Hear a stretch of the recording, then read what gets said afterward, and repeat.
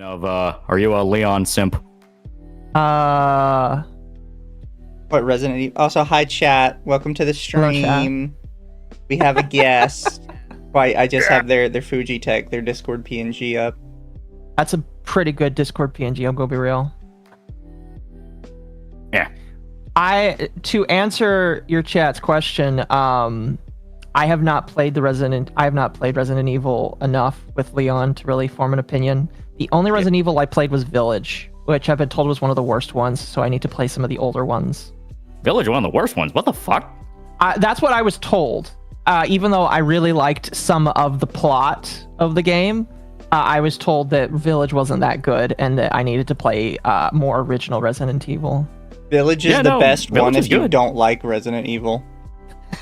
Fair enough. No, Village is good. I really like Village. Okay.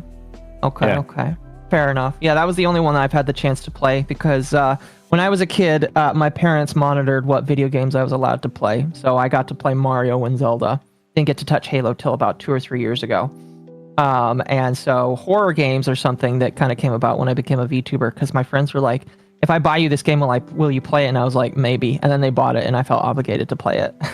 Yeah, Resident Evil is fucking great. The original trilogy you can get on GOG. I think the sale is still going for like $5. It is so much fun. I like how Really? saying that I completely split your chat down the middle, and now they're like fighting over if Village sucks or if Village is the best one ever. Yeah, it is how it is as a Resident Evil fan. Every new game is awful until the next game. Then the last one was an underappreciated gem. You're welcome. I see. am fantastic at making people mad. That's Mizu's thing, actually. Like, legitimately, people will. I don't. If you've not been DM'd about Mizu yet, you will be. Just telling you how bad he is at pissing people off. Yeah. Yeah, so I showed because somebody, one of my people I was following did a thing today where they're like, look at the weird list people have added me to. And I was like, I haven't checked my list in a while, but I haven't gotten like any updates. So, you know what? Let's just show people the funny lists I'm on.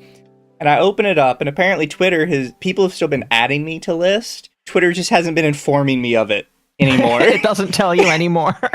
So I'm just on like 50 different lists that are some permutation of Nazi pedophile,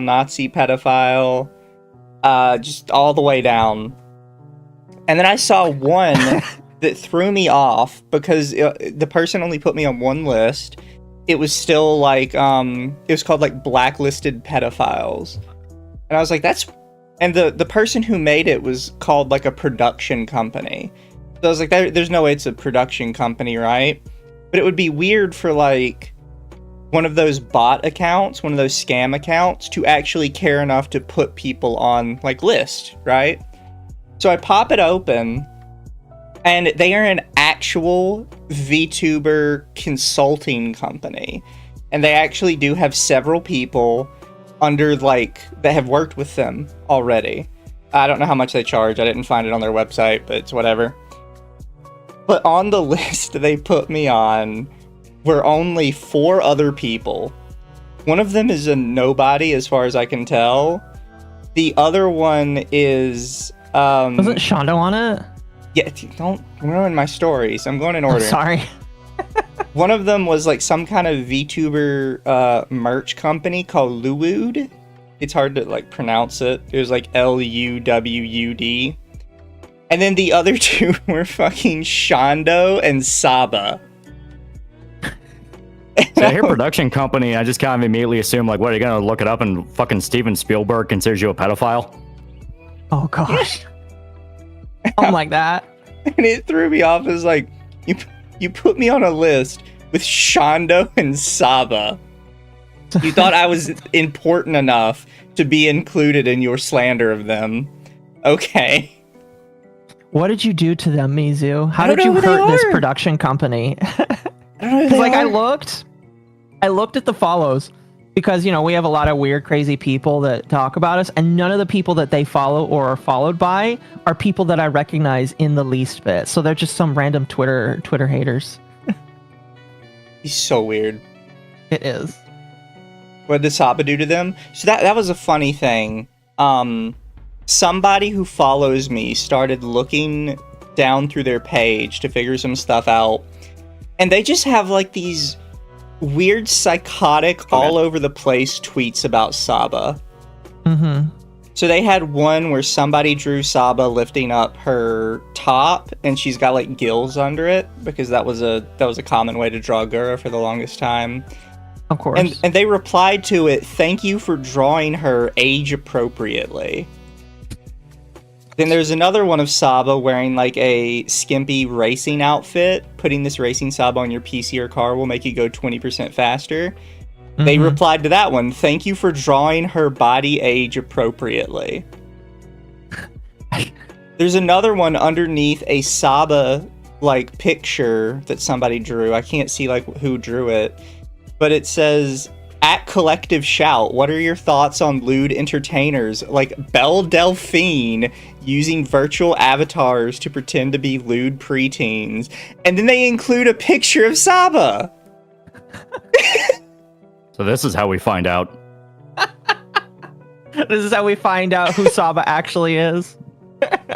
The beef's been orchestrated since day one. It's a fucking liquid ocelot plan.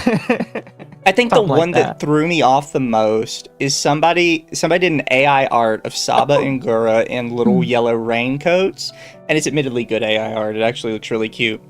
They replied to that one, "Great example of an adult lolly shark girl and a toddler lolly cat girl with a plug-in tail." What the fuck? I'm so confused by whoever runs this account.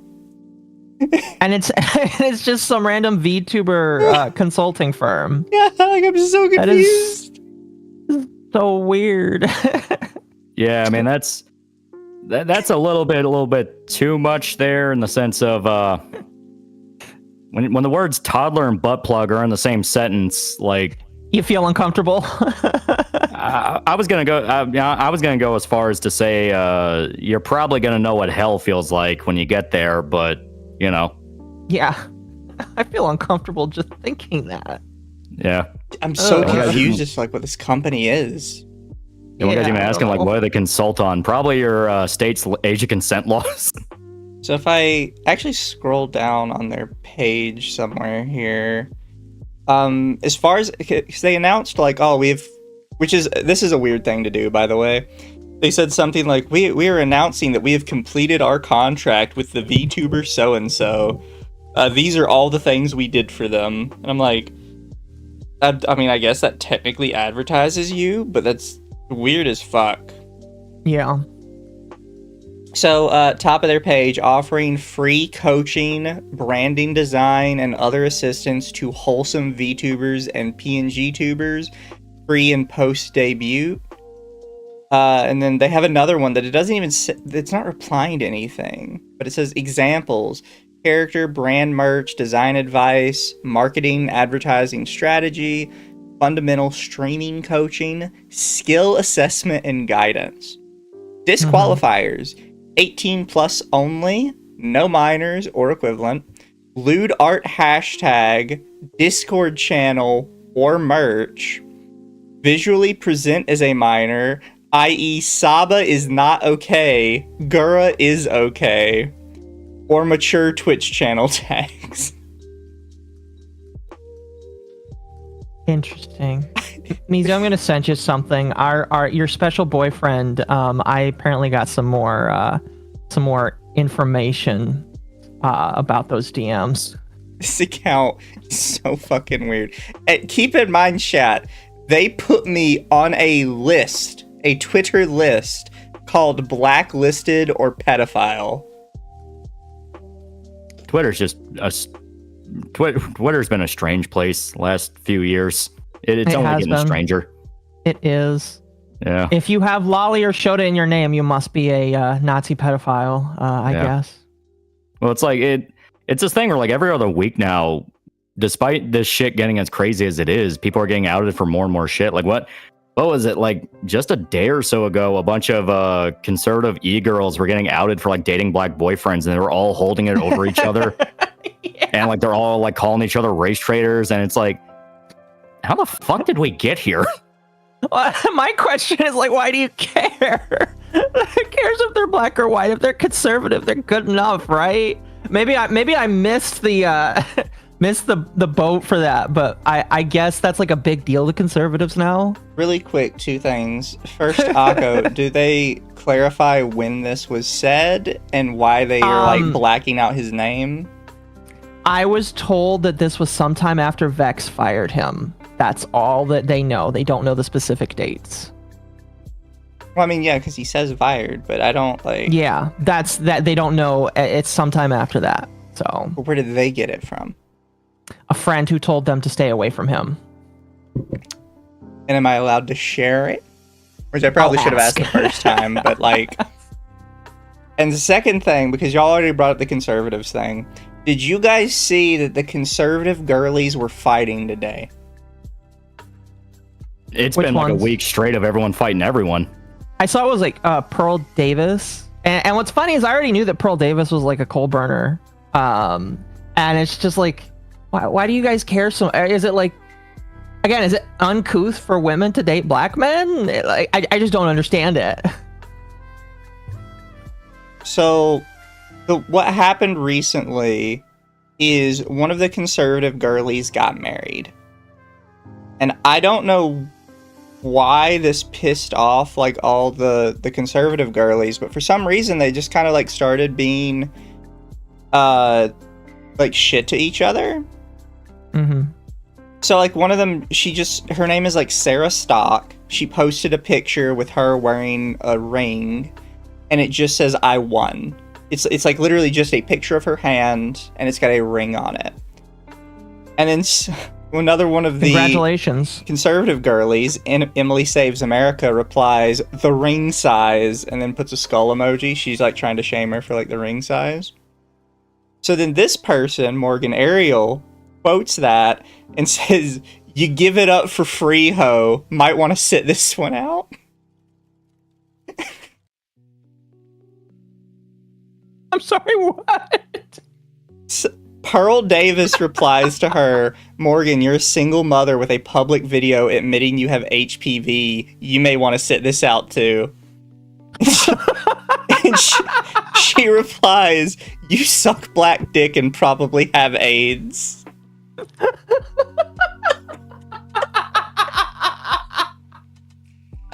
I'm sorry. It unironically feels like reading a 4chan thread. Like, It does, yes.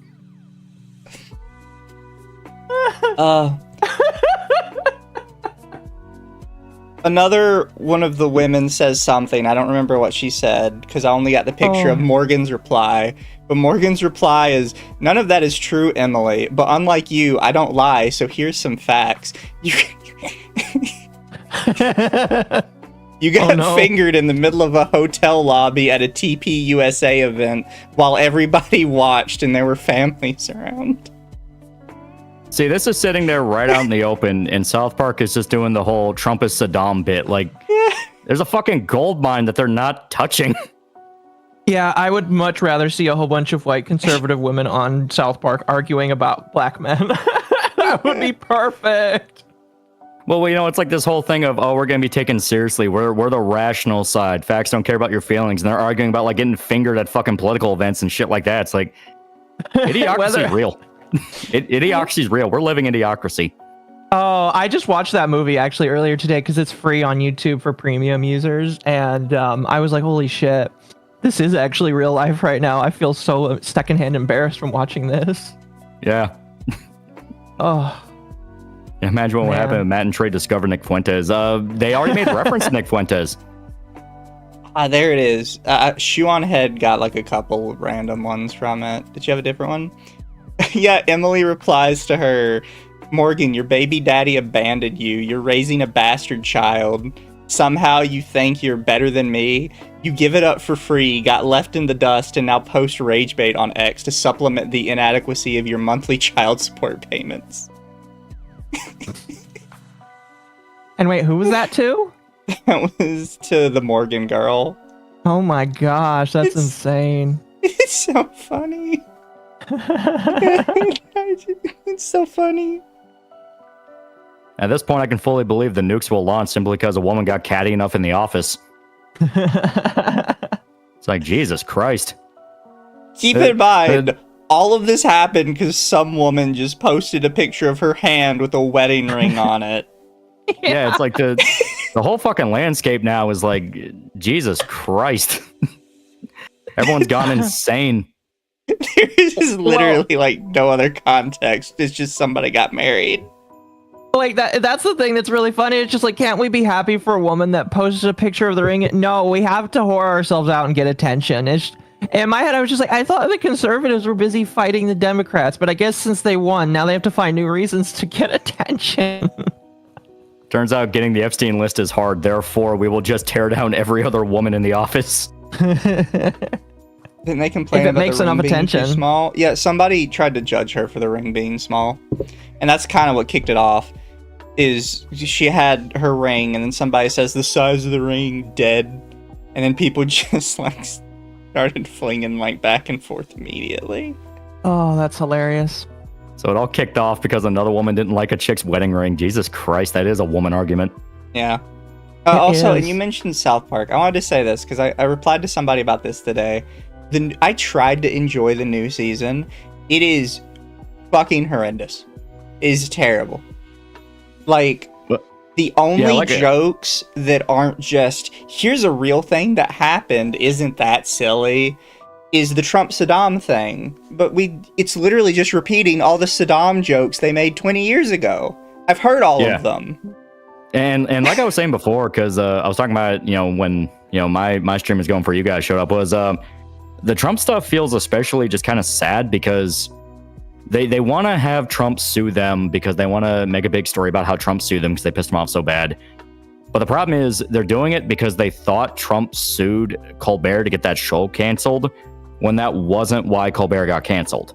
Mm-hmm. Colbert got canceled because he was bleeding the network fucking, $100 million every year because he was taking so much of a cut out of it. And when CBS was like, well, you're not making us any money anymore, we can't afford to keep you going, see ya. That got spun into Trump made them take down Colbert, he's censoring it.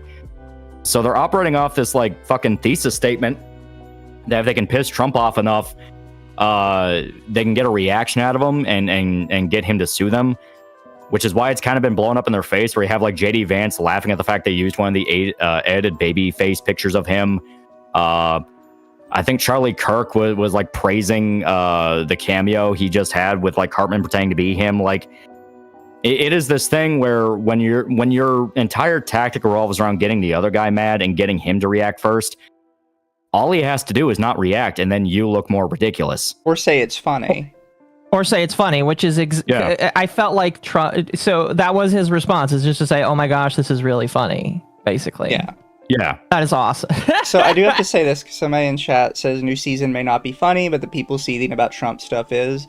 That's the thing, is there's like an extremely tiny minority of people seething about the Trump stuff. Everybody else is just like, this isn't funny. And then they're like, oh, are you mad because we're making fun of Trump? I'm not mad because you're making fun of Trump. I was fine when you did the Mr. Garrison bit as Trump. I was fine when you did Canadian Trump. But now we're literally on like 12 years of Trump. It's exhausting.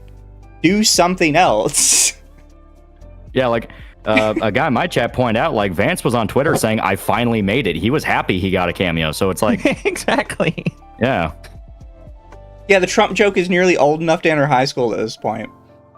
Yeah. Like people forget, because of the Biden thing, we are by the end of the Trump derangement syndrome, it's going to be over 12 years of just trying to make Trump jokes, and it's just not funny at this point. Like, hell, even longer, because they're making jokes about his campaign before he even got elected. Yeah. And it wasn't even funny. Like, to get a driver's license. It stopped being funny almost halfway through the first election, because every single joke was Orange Man and Trumpism, which is kind of like the term people use for when Trump says something funny. And they always did the same one, as they did the wall in China, which is funny for a while, but then it's like, you have a guy that sort of looks like Trump show up with a bad orange spray tan, and he goes, we'll put the Chinese behind the wall. And that's your whole joke. And repeat it ad nauseum 200 times.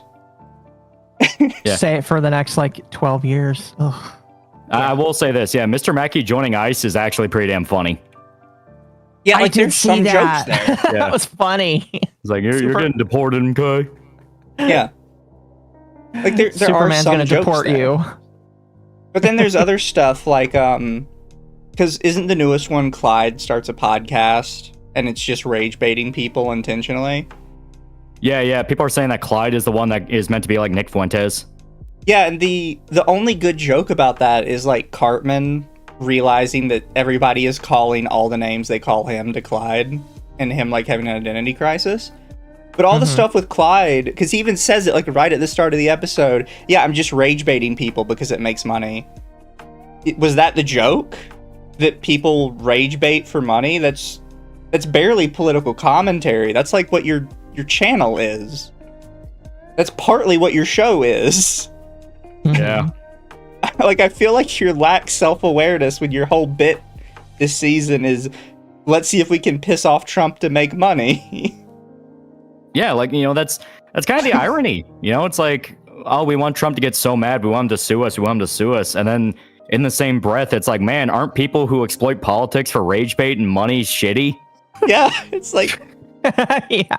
And that's the whole bit. He's not even doing, like, wacky, crazy stuff. It's just like, oh, he's rage baiting for money. They even acknowledge it's just rage bait and he doesn't believe it. It's so weird. You're just telling me something that happens in real life and saying I'm supposed to laugh at it and find it funny. Yeah. And at least before in like previous seasons, whenever South Park would do that, it would be very... It would be like so hyperbolic. You can see how crazy it is no matter what side you were on. Because yeah, like seasons, I would say like, yeah, right up until the Trump years, they would always take the piss at both sides. I know people complain about like, oh, they didn't go that hard on Obama. No, they had more than a few episodes. They went at Obama pretty hard. Yeah. They compared him to Tiger Woods and said he was a sex addict. The whole episode of like both episodes of him getting elected, they just directly called him a fucking thief that was lying to people. I mean, it's like it was not exactly subtle. Yeah, and I think people forget this version of Trump in South Park is literally the third Trump we have had in South Park. Yeah. There are three completely separate, different Trumps in South Park, and the only character that is analogous to the current Trump is literally Osama bin Laden. Or sorry, Saddam Hussein. Yeah. Is the only time out. they have done a character like that with like the little talking head that is actually a person's real face. Mm-hmm. Yeah, a guy even pointed out, like, how are these the same guys that made the Atheist War episode? It's like, yeah, I think it's a thing where South Park back in the day were very controversial. They were sympathetic to the fucking Iraq War level controversial. Yeah. Which people kind of take for granted the fact of like every other show was saying that's a bad thing and you are the devil for supporting it. Family Guy had how many different bits about how it's evil. You had Generation Kill, which is all about condemning the Iraq War. The WMD and Iraq story fell apart and became like one of the biggest political scandals in the modern era. It is this thing where at that time it was really unpopular. But South Park was willing to go, hey, people who don't support the war are idealistic morons that themselves don't really have a good view of what society is doing. And then you had Team America. And Team America was basically all about going like, hey, stop listening to fucking celebrities for their political opinions. Yeah. Mm-hmm. Oh, they did use Mel Gibson's real face. Yeah, that is true. They also did use Mel Gibson's face during those episodes. Sorry, I forgot about that one. Thanks, Odama. I think what annoys me the most is these are the same guys that for years talked about how when it came to like getting censored, the American left was way worse than the American right. And I think people forgot that they like specifically have said that in an interview that the Christian Conservative Convention, the only thing they ever asked South Park to do was to move to a later time slot at night. Because they're like, we want to protect the children, move it to a later time slot. Meanwhile, people on the other end of the aisle were trying to get Team America taken off TV because they saw it as American imperialism support. Yeah. Also, so no, my game retarded. did not freeze. I just clicked off the screen. Oh, that is so retarded of them. Holy cow. Yeah, they also use Ben Affleck's real face. That is true. They also use Ben Affleck. On older seasons, they did use more than a few like actual celebrity faces because they made it like as fucking over the top as possible. But like in the newer seasons, as like their animation studio got bigger and they weren't just using like a literal stop motion, obviously they moved more towards like just drawing it themselves, and they were able to kind of do some funny bits with that. Like Sarah Jessica Parker made her look like a fucking ghoul. Kim Kardashian was a troll. Yeah, Kim Kardashian was a literal troll. You had the Snooki episode during the Jersey Shore one where she was like a little gremlin.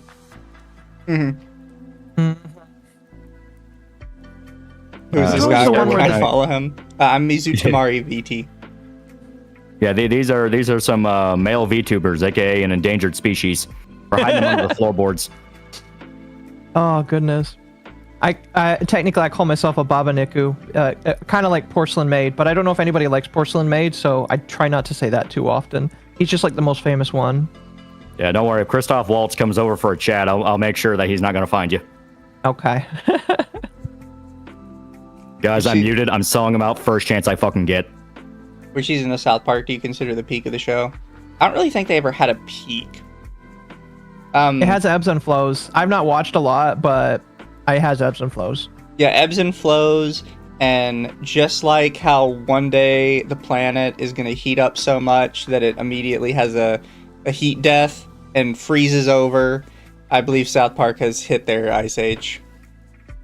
Yeah, well, it's one of those things with like every long-running comedy show where they're expected to last forever. You know, Simpsons expected to last forever, South Park expected to last forever, Family Guy expected to last forever.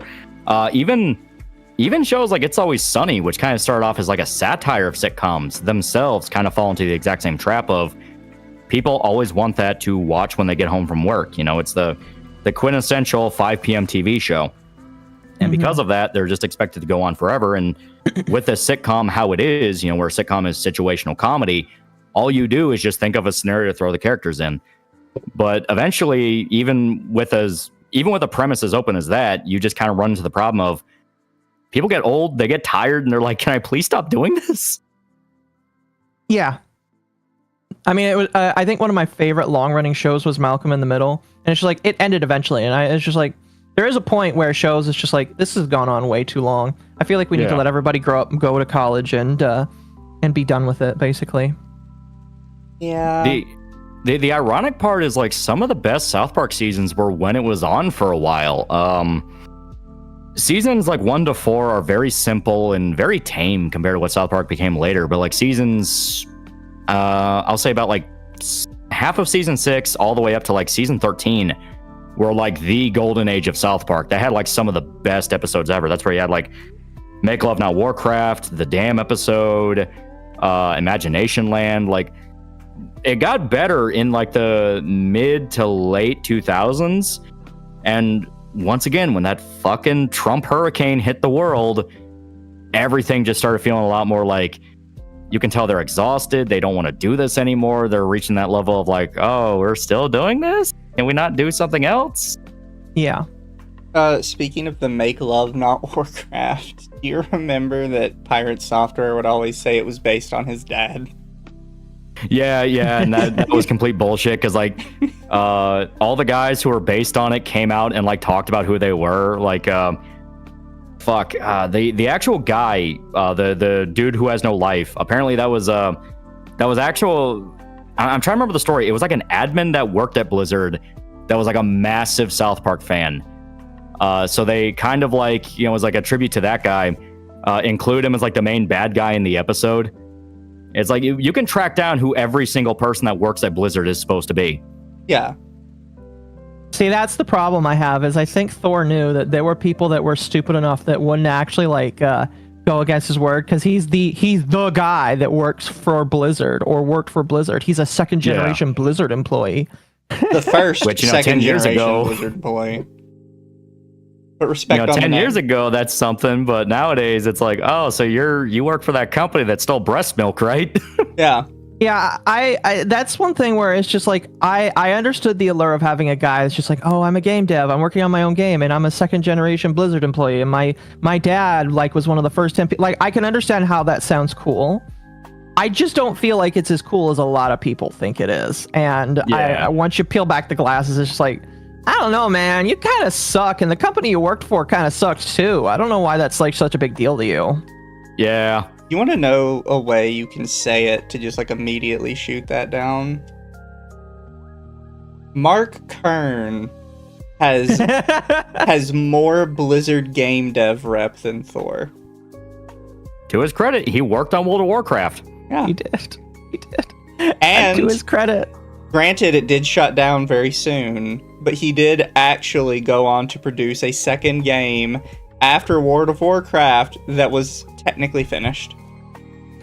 He's not wrong, and I hate it.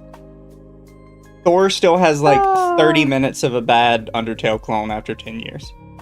Yeah. Is it still only 30 minutes? I thought it was like 2 or 3 hours. So allegedly, if you do like Allegedly. all the side content, it's like 2 hours. Total. Okay.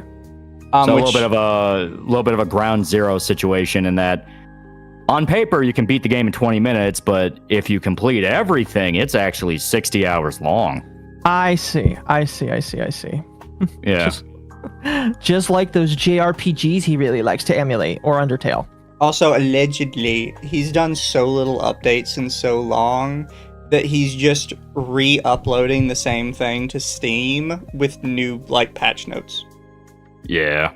So it doesn't go Oh, into yeah. early access inactivity.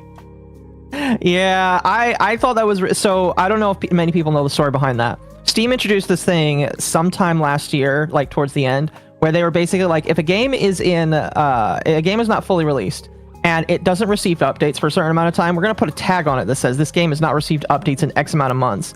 And they did that to make sure people were more informed with their purchases. Right after that, Pirate Software's like, hey guys, by the way, I'm gonna update this game every single month so it doesn't look like I'm not working on this. And he still hasn't like done significant updates to his game. He's just screaming at people on Twitter because they call him a cheater and a fraud and all that kind of shit. Yeah. I don't know if we talked about this on stream, but I know for a fact I told it to Occo. But I didn't realize until I watched the Coding Jesus video that he had never actually done any coding on stream. And sure I didn't enough, know that. That's insane. yeah, sure enough, I went back to his coding streams, and it's literally like 2 or 3 hours of him just talking. And in the background, there is just one small snippet of pre-made code that he explains what it does for like 2 seconds and then goes off on a billion tangents. Yeah, Yonder Dev has made more progress in the last decade. Oh god. You know what's crazy? Yandere Dev has more of a complete game than he does, and a lot of people have told me that they think Yandere Dev's spaghetti code is less painful to look at, which is insane to hear. Because I thought Yandere Dev was the peak of that. To give Yonder Dev some credit, in all fairness, when he was starting off, he had a decent gameplay loop. It's just Hitman with anime girls. That's what Yandere Simulator was going to be. It's just Hitman, but with anime girls.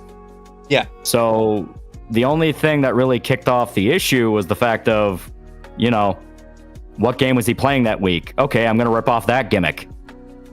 You know, it literally the Duke Nukem Forever problem. I also have to clarify that what Yandere Dev is building is genuinely substantially harder than what Pirate Software is doing. Yeah. If I just put in some placeholder assets, I could probably rebuild Pirate Software's game in an afternoon with RPG Maker.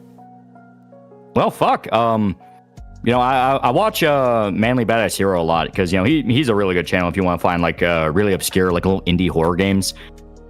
Like the amount of shit people are able to do with like very little resources is honestly astounding. I agree. You know, like you can have like a multi-part series of games that's like this in-depth cryptic lore, and each part will feed into another, and it'll like imply things. There'll be like all these in-depth character arcs, and it's like one dude in Poland who just wanted to do it. Yeah. Yeah, I'm of the belief that just Thor is lazy. That's all I think. Yeah. I just think he's lazy. Yeah,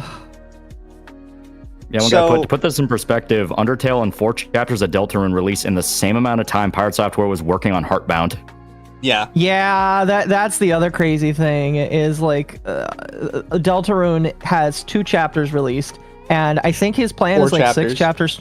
Is it 4 chapters only?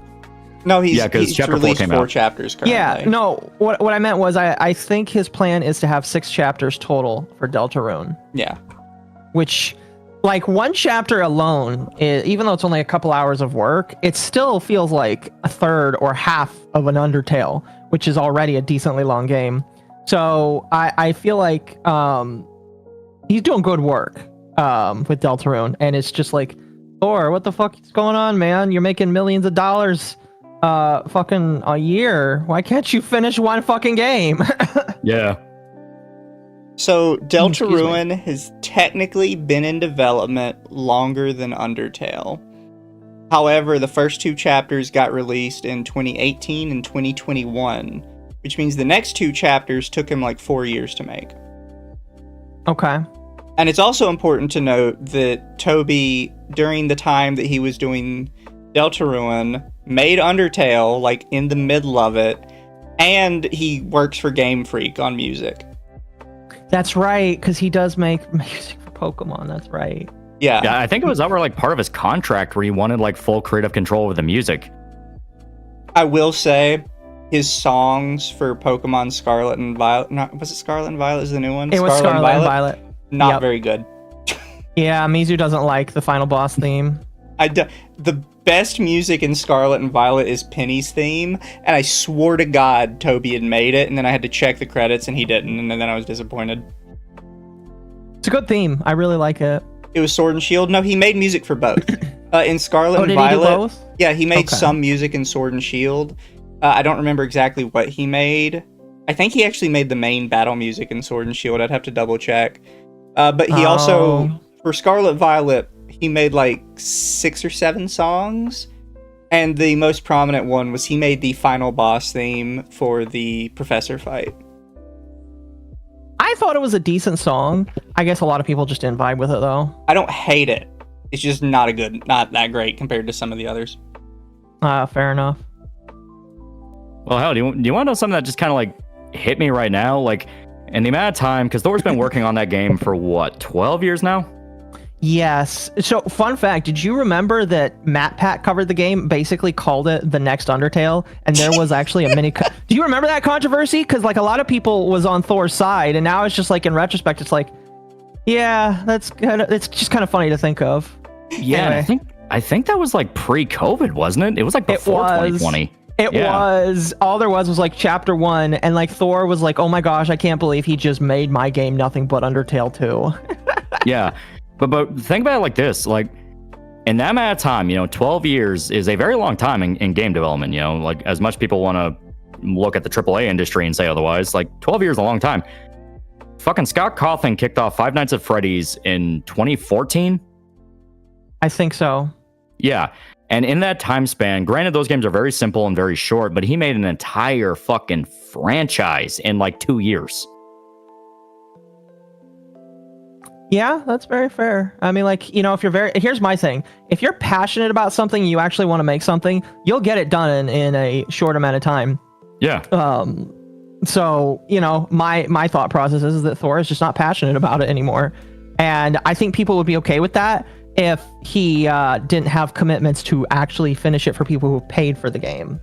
Yeah. Well, it's that personality that comes with somebody that is that creatively driven, where, a lot of people obviously don't speak well about him now, but if you ever read like Kevin Smith's book where he wrote about how he got into filmmaking, he would tell stories about when he was making the original Clerks. And you sit down and watch Clerks now, and it's such a quaint little thing, like very obviously made with like as cheap equipment as they could get. It was literally financed by Kevin Smith selling his fucking comic book collection. I think he sold a car as well.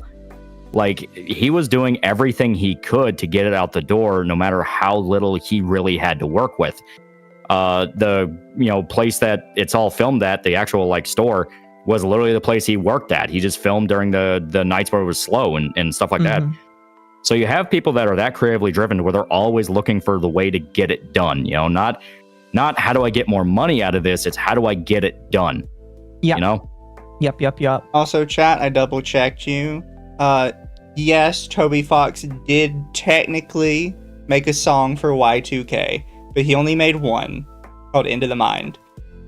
Also, when I was trying to figure out what song he made on Yick, apparently he made a tweet promoting Yick, and the game was so bad he deleted his tweet promoting it.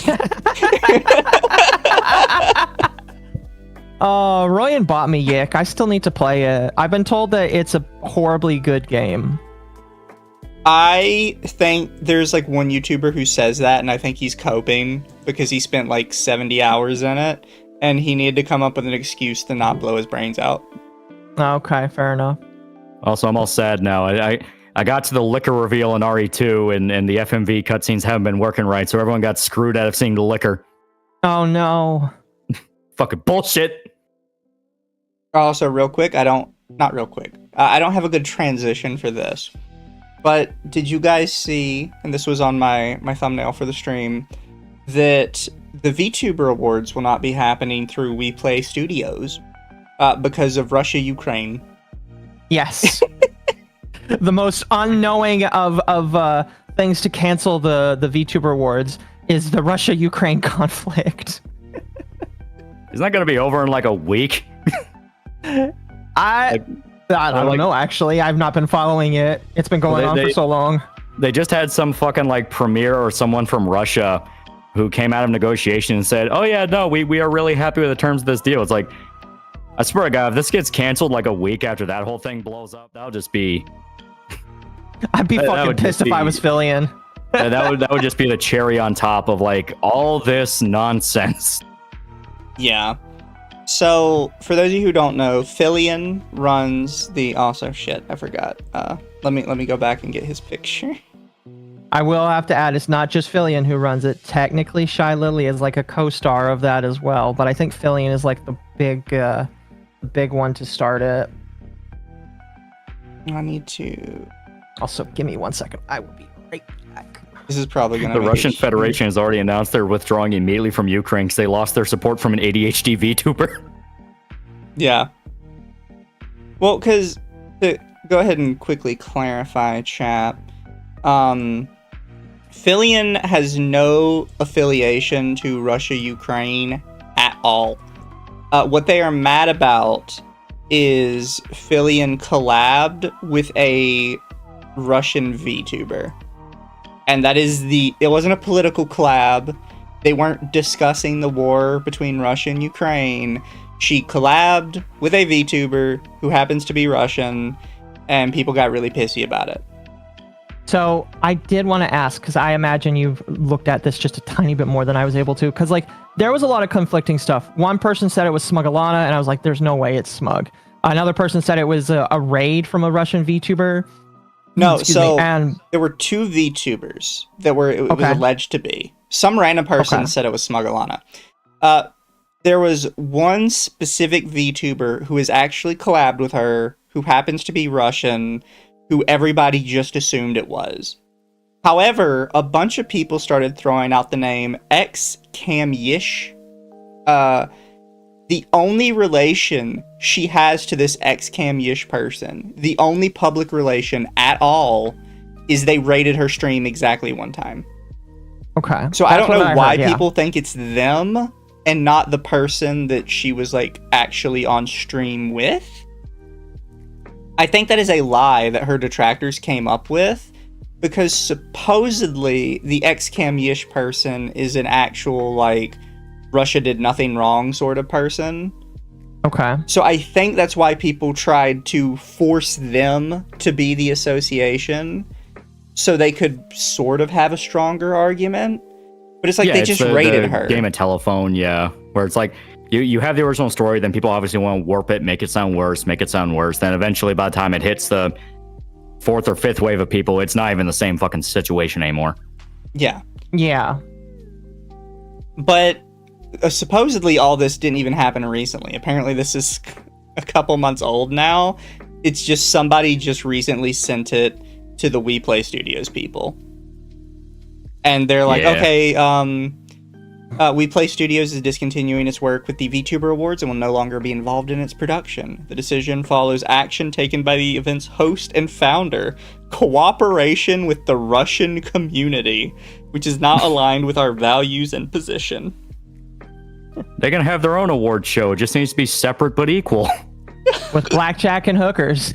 Yeah, it's like, man, when I said earlier, like the world's getting more crazy, it's like, yeah, I'm not kidding, because we have for years, obviously, if you've been paying attention to like any of the culture war TM stuff, you've had like shrieking banshees of people screaming about how like any small comment you make, any small joke you make, you know, you can't watch a John Hughes movie anymore because it was racist and bigoted, all these different things. And yet the minute they find their pet issue, boom, they jump into it feet first. No concern. Like, because when the Russia-Ukraine stuff kicked off, like wasn't there like fucking colleges banning like Russian, orchestras from performing, banning them from competitions? Like, it is this thing where once people have that approved target and approved group to where it's like, it is okay to gun after them, you do kind of start seeing like, man, being like just a complete bigoted fucking prick just seems to be a human instinct. Everyone just looks for permission. Yeah, no, I do seem to recall something about how people weren't allowed to even sing if you were part of Russian choirs and stuff. I don't have the exact story, but I do remember that. And it was really crazy because like I watched all these people, and in my head I was literally just like, if you replace Russian with black person, all these people would like get torched off of the internet immediately. That's the thing that came to my mind. It's just like, what the fuck is going on here? Yeah. Well, so I want to add to that, because this has been popped up a lot, is people are like, well, you can't compare it to racism because they're like a nationality. It's like, how hateful do you have to be to a nationality before it becomes basically just racism? Mm-hmm. Because you're not even talking about people that live in Russia anymore. You're just talking about people that are Russian, that live in other countries. So yes, that's the equivalent of racism. Well, it's like more than that. Like, Slavic is an ethnicity. Yeah, there have been multiple fucking like genocides and wars in Eastern Europe specifically because they consider themselves different ethnicities based on like geography, country, and all that. The entire reason the fucking Balkans exploded the way they did, Yeah. So it is this thing where it really is as superficial as, well, I mean, but they're white though. It's like, okay, yeah, they're white, but guess what? They have a completely different culture and history, and yes, ethnicity from someone like from Scotland or something like that. The entire basis of the word like slave as we know it today comes from Slav. Because back before pre-modern era, to kind of put it like that, the most people that were enslaved were the Russians. The Rus, people of the Rus. They were Slavs. They were slaves, and Vikings would go and raid their territory, kidnap them, and sell them as slaves. So yeah, it's this thing where you just kind of have like modern mindsets and modern sensibilities judging very ancient history and judging it extremely bad. Yeah. Yeah. No, I agree. Yeah, guys even saying like, yeah, go to Chechnya and call them Russians. Yeah. Sowell talked about how racism based on color is an extremely new phenomenon.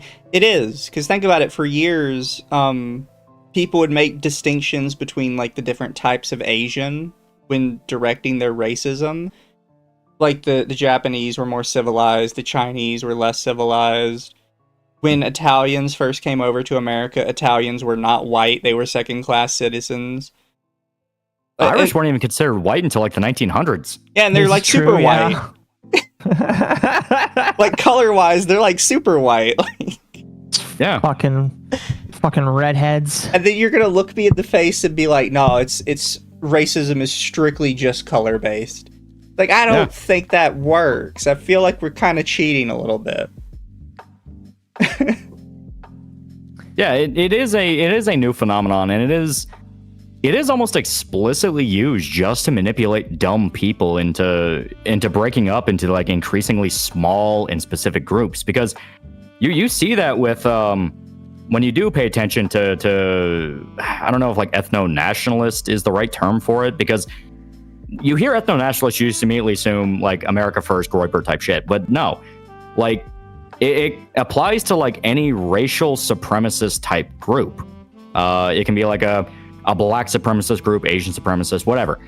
But whenever you look into kind of those circles and how they behave, they do reach that point of, okay, well, you might technically be Korean, but you're from this province, and that's not the right type of Korean. Like, over time, the purity spiral hits, and no matter what group it is, they're gonna start finding more and more reasons to exclude you. You see it in African tribes all the time. I mean, the entire Rwandan genocide came from the fact of one tribe looked at another tribe and said, well, you're a bit too close to European, even though they look the exact same. I also think if you actually look at it, most ethno-nationalism ends up devolving into just regular nationalism at some point. Because a lot of them really aren't as focused on race as they like to make it out to be. Because as soon as they get like the based black man, he's immediately like adopted into the group. And he's like, no, you love America too? Yeah, that's fine. Well, I mean, look at the e-girl thing that happened where they're all accusing each other of fucking black dudes, where it's like, if you all care about this as much as you say you did, why is this even a conversation in the first place? Yeah. It's one of those things like never ask a racist the color of his girlfriend. Yeah. Yeah. Like at the end of the day, I think they're misplacing where their like allegiance lies, like when they speak it. And I've actually think this applies to like most people in general, is most people are very bad at voicing their specific criticism or beliefs about something. So they end up kind of dumbing it down to very basic, very easy to see things. Like it's much harder for somebody to describe what they think makes someone a part of their country. It's very easy to divide it along color because it's very like blatant. Like they're black, they're white. Like it's very obvious and you can immediately see it. Well, that kind of just plays into kind of how the modern world is set up the way it is, where, the modern era, as we're living in it now, where you have a ton of economic problems, a ton of crime issues, things on that's been the consequences of multiple generations of people getting fucked over. And when people get angry, that's when they stop thinking. That's when they do shit that's, they're not thinking with their head, they're thinking emotionally. It's I'm pissed off, I don't know why, I need something to blame. And instead of looking at the truth of the matter, which is this has just been a multi-generational setup of each generation screwing the one that came after them a little bit more and a little bit more and a little bit more. Everyone wants the easy answer. They want the James Bond villain. They want the guy in a suit on TV talking about how we're going to be the next step of human evolution. They want the easy answer. So they'll look at, demographics, they'll look at organizations, they'll look at groups, and they'll just kind of pick and choose between them of like, no, they're the ones destroying the world. They're the ones doing everything. Right now it's like Israel and India, they're the ones kind of catching a lot of heat for it, where, the amount of early life check posts I've seen on Twitter has fucking skyrocketed in recent years. And might be a little bit of a situation going on causing that, but then you have like India, everyone talking about how like India's ruining the internet, this group's ruining the internet, that group's ruining the internet. And it all just comes down to like, people are angry and they feel like it's all falling apart and they need an answer. To be fair, I think we can all agree that Indian is ruining the internet. Yeah, but you get my point. Twitter banned India from using Twitter for like a week, and all the bots literally disappeared overnight. Yeah. I'm just saying. Yeah. But it is this thing where the entire world is pissed off, and instead of the actual reality in that it's a situation where there's not much you can really do to fix it, because it's just been systems and red tape and bureaucracy that's kind of blown up into being almost like this separate entity tulpa, where it's like everyone knows about bureaucracy, but when you actually experience it, it feels like you stepped into this other world of like, why the fuck does nothing work, and it's hard to explain that phenomenon. It's hard to explain how it feels. Everyone knows what it's like, where this sucks, I hate it, and it feels like it's ripping my life apart. So people want the obvious, like, well, it's that guy in the suit talking about how he wants to cull the world population. He's got to be the one doing everything. Yeah. Yeah. No, yeah. Basically, Brazil is now reality, and it sucks. Banish you to Brazil. That was a meme for so long. I don't even know where that came from. That was a meme. I don't even know why everybody was scared to get banished to Brazil. I thought that was the place with the women with the fat asses and the half-naked bikinis. Brazilians like me. Wait, really? I thought the Brazilians were pretty thick, so I don't know why everybody was always upset about getting banished to Brazil. I only know of Brazil for a couple reasons. One of them because of my recent video. The other one because of Brazilian Miku. And the Twitter ban for a while. I did a video on Elite Squad, which is like one of the more famous movie series from Brazil. And I tried to speak Portuguese in it. And even though I butchered it, I had a bunch of dudes speaking Portuguese going, fuck yeah, man. If you want to come here and party, you're allowed. And it's like, all right, good to know. I have a place to run to in case the world falls apart. Somebody in your chat says, quote, women, parentheses, does he know? Chat, looks female enough. Looks female enough, yeah. You know, at this point, if you can find yourself a man that looks girly enough, you're probably going to have a better life than if you actually find a woman. That's quitter talk. Okay, you can risk it. Have fun losing half. Well, that's easy. You just don't let her have the half. Oh. Just saying. Shotgun shells are cheaper than divorce. Damn. I mean, he's How do not your wrong, guests feel but... about Josh's war on VTubers? His own, like, fucking, his own people don't like his war on VTubers and think he's gay. No. I've spoken to some former mods from the farms, and then maybe one current mod from the farms, and they're like, oh, we just laugh at it. It's all kind of a funny little gaff. We know he's just, like, gassing it up or some shit like that. I don't know if they're just lying to me or not, but, like, a lot of people, even his own mods, don't take him seriously when it comes to all that. Like, I used to watch Matt at the Internet basically every week he came up. And every time he's like, so we need to talk about VTubers, immediately the chat would light up with literally everybody saying, oh god, the old man again. Every time. Nobody liked him doing it. Everybody thought it was gay. And they were like, why do you care? It's like internet creators. Well, after like some of the coverage I've done recently in the editing minds, I can understand why. Because one of the things that bothers me is I agree that a lot of VTubers are very unsociable and should be hidden from the rest of humanity, because if people see them, they are immediately going to be like, is this what all VTubers are like? Like, I get that. Like all VTubers are cringe, or at least most of them are. But I do think that putting all of them in a box, like, I don't know. I just feel like you're shutting yourself off from opportunities. But hey, most VTubers are cringe, so maybe that doesn't matter. I don't know. Well, it's literally any other genre of streaming, because that's what VTubers are at the end of the day. They're streamers, you know? Yeah. And you're going to have really, really good streamers that can pull in a lot, and you have really, really bad streamers who look like a fucking mental case. It's just unfortunately that because you can hide yourself behind a VTuber avatar, a lot of mental cases end up becoming VTubers. Yeah, well, you know, before the webcam meta kind of became a thing where everyone realized, oh, if I actually physically show myself on stream, I'll fucking jump up in numbers.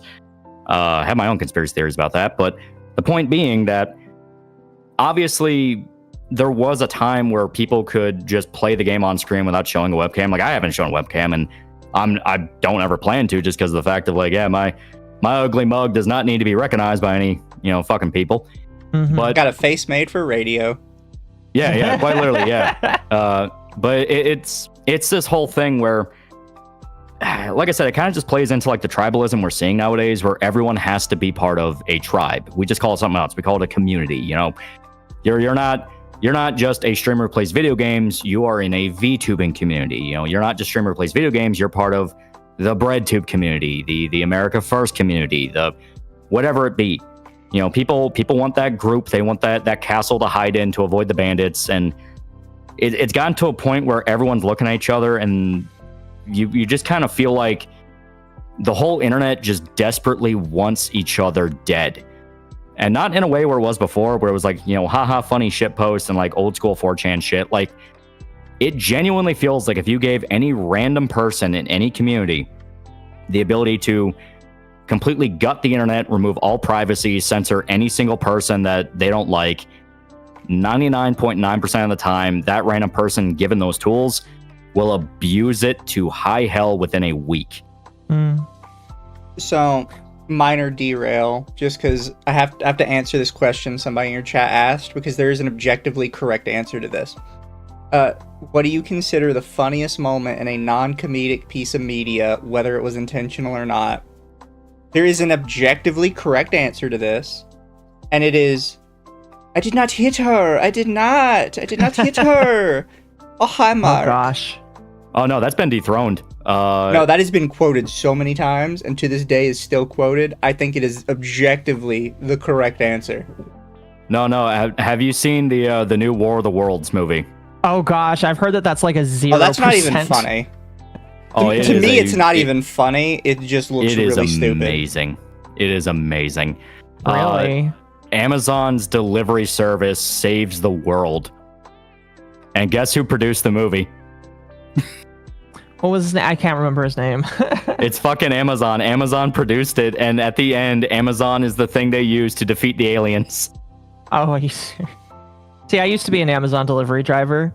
I would not do that. I'm sorry. There's a War of the Worlds movie. To be fair, there are two War of the Worlds movies. One of them is very old and actually pretty good, even if it's a bit dated. The new one is horrendous garbage. Actually, there's like 5? I mean, probably. I only know the 2. Because you have that really famous one from, I think, the 40s. I don't remember. I'm Googling it now. It was 1953, but yeah. Yeah, fair. Then he had a bunch of movies talking about, like, you know, when they actually did the radio show and how that impacted things. Mm-hmm. I like my movies. I'm specific about these things. Now that I have firmly gotten us off topic, I can kind of bring up the next subject I kind of wanted to touch on. No, I'm not going to piss people off with this, because somebody in the last one mentioned the fact that I kept saying her name wrong every time I said it. Dude, I gotta sneeze. Bless you. Thank you. Yes, chat. That's what he sounds like when he sneezes. Saurai trying to DMCA the Rule 34 website. Which I don't know if you got to see this. But this is why the French don't deserve rights. I agree.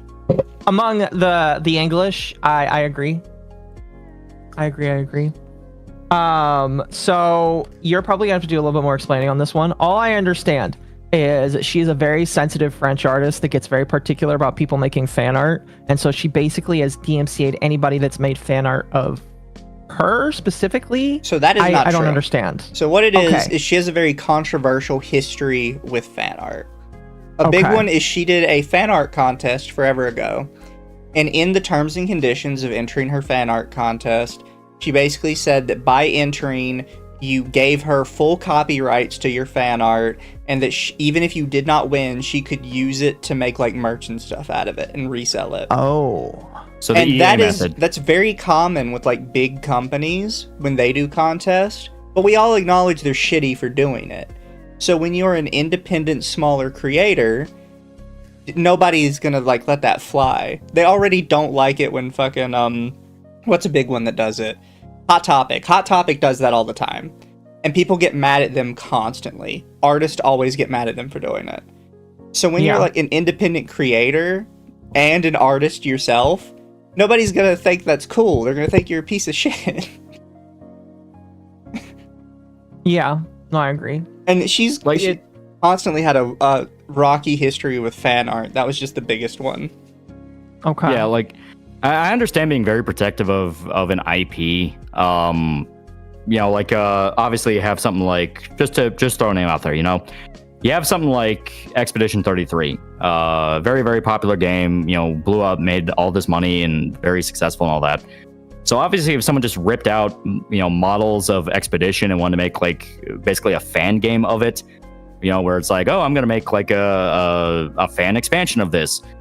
People would think that would be cool, but you could also fully understand if the studio came in and said, hey, you can't use that, and you especially can't use that to make money. Famously, Nintendo does that all the time with fan games and fan projects. So obviously, it's like, you understand that. But for something like VTubing, that's especially weird because, VTubing and being a streamer by its very nature, it's very... I know I just, railed on communities beforehand, but it is very community driven. You need people talking about you. You need people spreading you around and doing stuff with your fucking, I guess, content. I don't really like using the word content, but you need people using that because that's how you get eyes on you. The way a lot of these VTubers blew up the way they did was they would have clip channels that would clip them. And it got to the point where like certain VTubers like begging clip channels to do stuff with them because that's how you got eyes on you, So it's especially weird for it to be like this, where it's like you have such strict rules on like a fan art competition. Like that's something where it's like, what's the mentality behind that? So that was old news. I think she was just kind of shitty for that, but she never apologized for it, as far as I know. The new thing she's doing is because she has a Fansly, which I don't know if she does real stuff or if she just does like art stuff. I have no idea. Some of that was getting posted on other websites, including Rule 34. So instead of DMCAing it herself, she partnered with a company called Cam Model Protect to do the DMCAs for her. Oh no. I will tell you right now, I've heard of that company before. Yes. I believe the Farms has also dealt with them. I don't even think they're US based, so they shouldn't be allowed to DMCA you. Yeah, so the owner of Rule34.xxx, which comes in later for some reason, has received 15 DMCAs over the last year from this company on behalf of Saurai. Jeez. And they basically, he actually posted the screenshot of the email they sent him, they just DMCA'd every single piece of art on the website that had her name tagged. So they weren't just doing her Fansly content. They just automatically DMCA'd everything that had her name tagged on it. Well, that will obviously raise the question of, do they actually represent her, or is this just a company trying to get DMCA by claiming they represent her? She has admitted they represent her already. Okay. That actually comes later. But he posted it. He was like, this is how much it's been. He showed where, like, I keep sending them emails back, and they're just straight up ignoring me. They just keep mindlessly sending more DMCAs. And he's like, I can't get, like, a reply from them.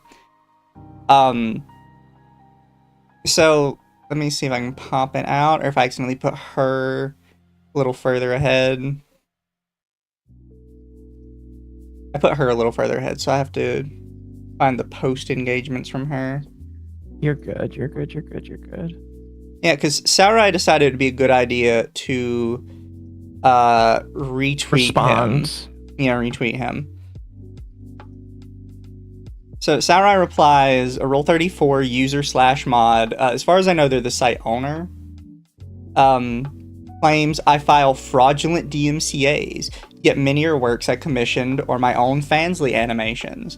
They host my content under a Fansly category while calling my takedowns fraudulent, even though AI slops or fan arts from artists I haven't worked with remain. So there are like 100 different issues with what she said here.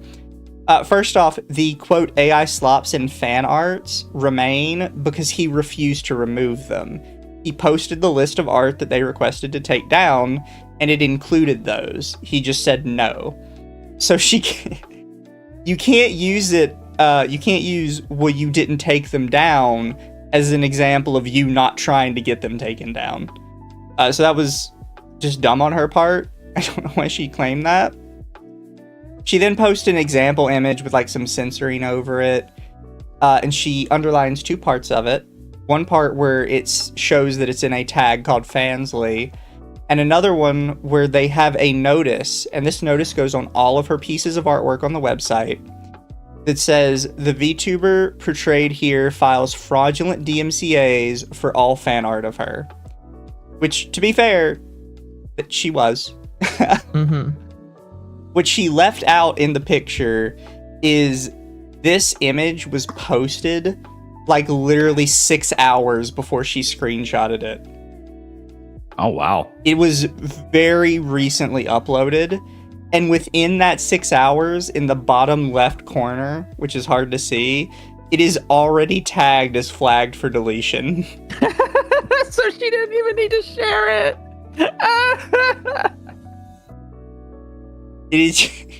Is what's even funnier is this image was posted after his call out on her. So he calls her out, somebody uploads this image, then she screenshots it like 6 hours later and claims that this is all over the website. Oh my gosh.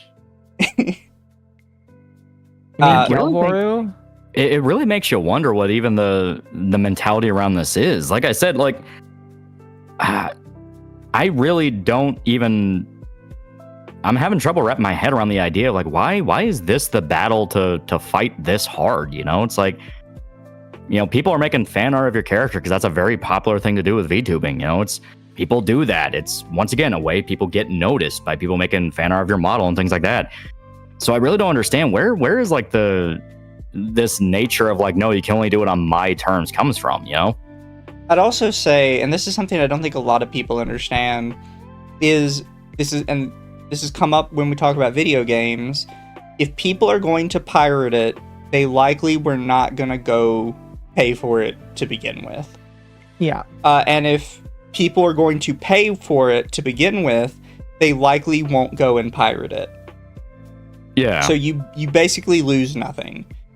At best, if people see it and they see that it's like premium content from you and they really like it, they're actually more likely to go to your page to buy more than they are to leave your page to go look for the piracy parts. Yeah. And I mean, people are weird that way.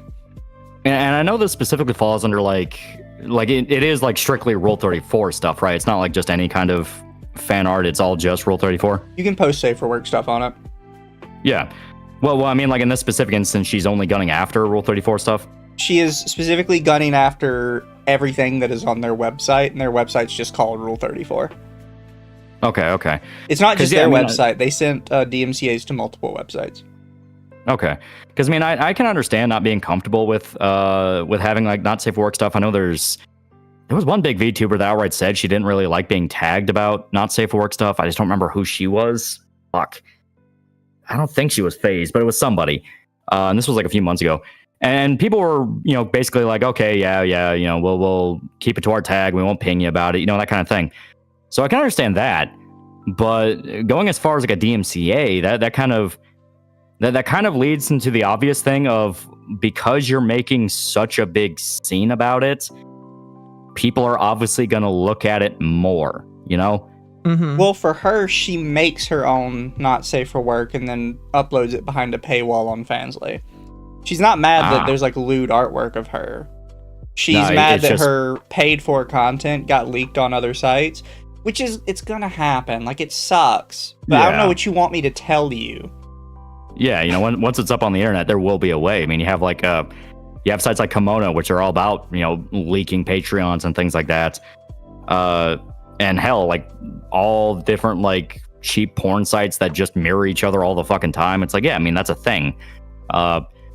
And once again, it's a case of people wouldn't pirate if you didn't make a big scene about how much you didn't like the piracy and get to a degree of, you know, you either do it my way or no way. You know, that gets people resentful. That gets people, you know, kind of wanting to challenge you on that of like, all right, well, why do you think you're the fucking big man in the room? You know, it's that kind of thing. Mm-hmm. Yeah. Oh, it was Tomoe and Strawby said don't tag him in not safe work. Yeah.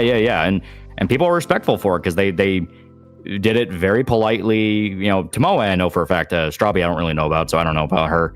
But you know, it's like if you're willing to, you know, put up with the people that kind of want to do the whole like, well, I'm going to do it anyway. People are willing to respect the rule. As long as you don't make a big stink about it. Yeah. It's one of those things where the more attention you give it, the more likely the people are to do it, which is why I tell people, if you don't want people to know something exists, don't advertise it on the internet in front of other people that can retweet it and get it in front of more eyes. You know what I mean? I think the way I've done it is probably how everyone should do it, and it probably is the best way to do it, is just saying, look, this is the stuff that I don't necessarily like all of it, but if you make it within like these parameters, I don't mind retweeting it. I don't mind liking it. I don't mind like commenting on it and supporting you for making it, because I appreciate that. And then here is the list of stuff that I personally don't like. You can still make it. I'm not going to attack you. I'm not going to try and get it taken down. But I'm never going to interact with it. I'm never going to like it. I'm not going to like follow you for making it. And if you make too much of it, I probably won't follow you at all. And that's like where my lines are. Yeah. I'm not forcing you guys to do anything. You can do whatever you want. Yeah. Well, to kind of, to kind of tie it into something that, I'm doing, to, put on my little shill hat right now, because I got to be my little shill myself. Right now I'm in the middle of making a comic project, and we're getting really close to finishing it. And one of the things we promise people is, hey, we're going to have like a little segment at the end, once it's, hitting fulfillment and all that, where we'll have like a little fan art segment. People can draw their own fan art. We've already had like more than a few people do it. And we'll include it as like a segment of the book to kind of celebrate people who are willing to go that far with it. And our only stipulation is we're not going to do like non-safe for work stuff, just due to the fact of the printing company we work with doesn't want to do anything like that. And it's like, well, it'll still be online, just we're not going to put it in that little segment. So there's a way to do it, and there's a way to kind of acknowledge like the inevitability of, people are gonna do horny shit with whatever's out there, because a guy can jerk off to a fucking floor tile. We're living in that kind of planet. But there's a way of addressing it from the angle of just kind of understanding and respecting that people are going to do it anyway, while at the same time being like, we just can't or don't want to get involved with it. You know what I mean? Yeah. Basically. So chat, you would think this ended here. And it did not. Because Saurai cannot let it go, and neither can the other guy. But to be fair to the other guy, they are like sending DMCAs to his website, so he kind of can't let it go physically, because it is sort of a legal threat. So he makes a Google Docie on Saurai called DMCA takedowns via Cam Model Protect. Target fan art for a year, ignoring fair use, censoring fandoms, harming artists. No resolution. Representative for Saurai says this is legitimate, and he ats Saurai with it. I don't know if you want to read the Google Docie. I'll leave that up to you, Occo. I was thinking that would be all right. It's all right with you both. Let me double check and make sure there's nothing not safe for work in it. I think I skimmed it earlier, and it doesn't appear to be, but I skimmed it earlier, so yeah, a second look wouldn't hurt. That's good. So chat, important thing to kind of mention for this is he's not just randomly assuming that some of the art was fair use. He did seek out the artist that made certain pieces of the art that was getting DMCA to ask them, was this a commission? Do people have permission to share it? Would you mind it being on the site? And I think he had 8 different people answer back and be like, it wasn't a commission. I just made it as fan art. And I don't really care that it got uploaded to the site. Right. And this is an important thing to remember, chat, which apparently a lot of people don't understand. As a VTuber, as Mizu Tamari, I own Mizu Tamari's IP, and I own copyright to my model itself. I do not own copyright to everything that looks like me. It's not how that works. I think a lot of people tend to forget that.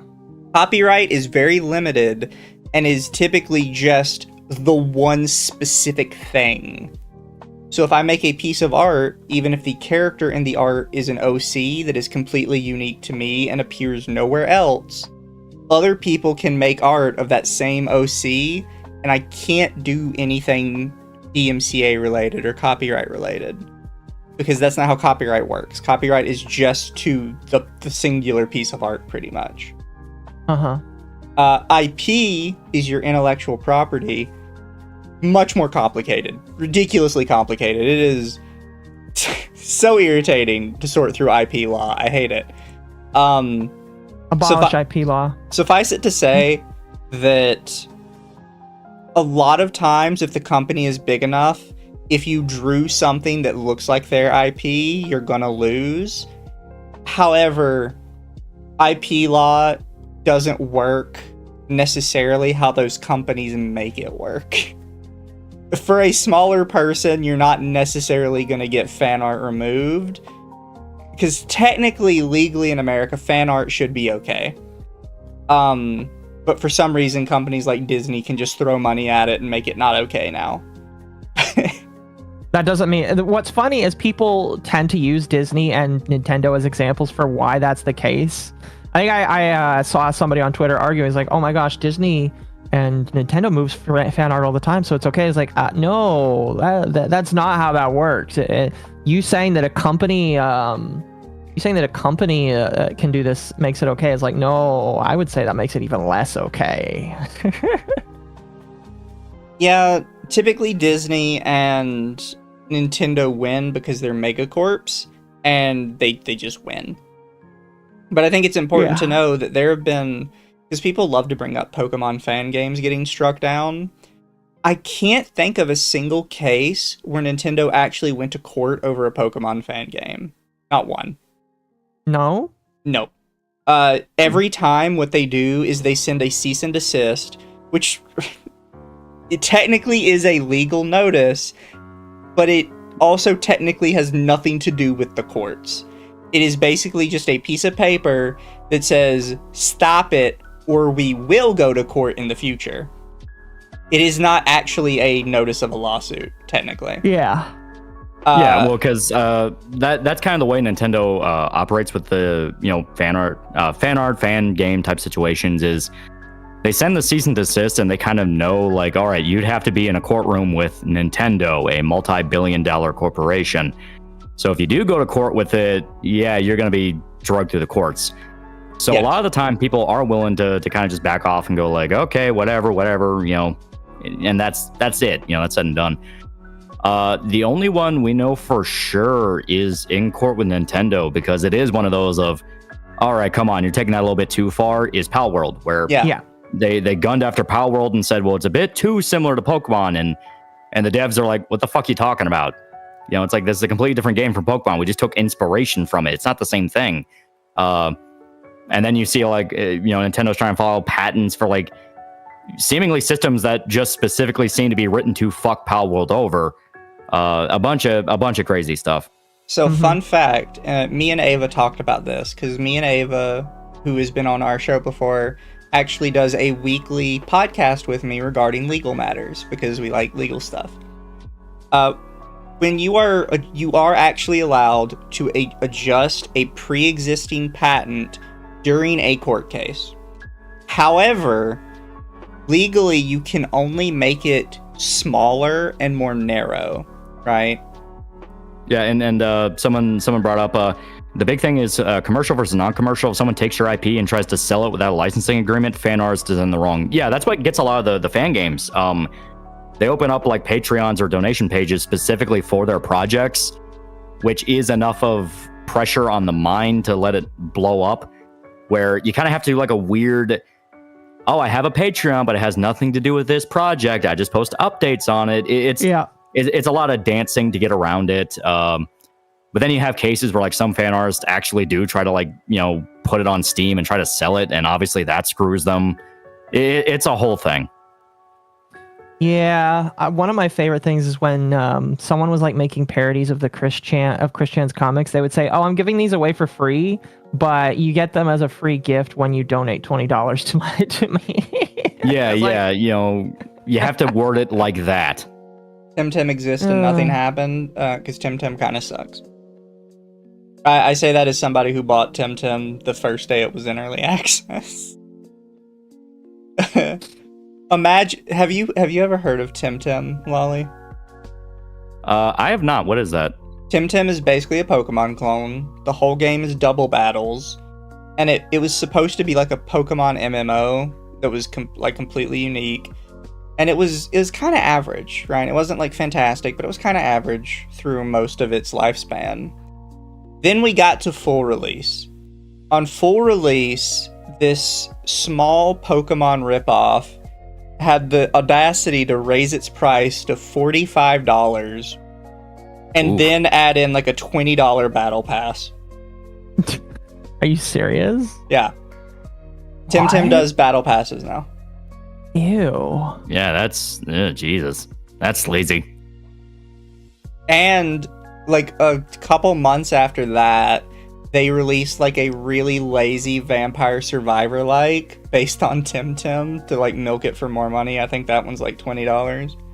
Uh-huh. And I was just like, Man. this is really, because it was a really good idea that I think they could have built on, and they just didn't. They also make the mistake that all the battle passes give you like more colors for outfits and different outfits and cosmetics.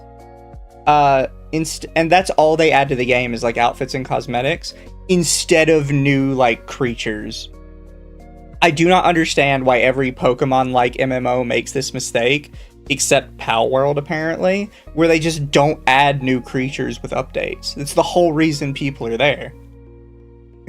I really don't understand why the indie scene is taking more and more cues from like, the AAA scene, and that, yes, my small little independent game, which will live or die depending on every single one copy I sell, absolutely should whore people out with battle passes.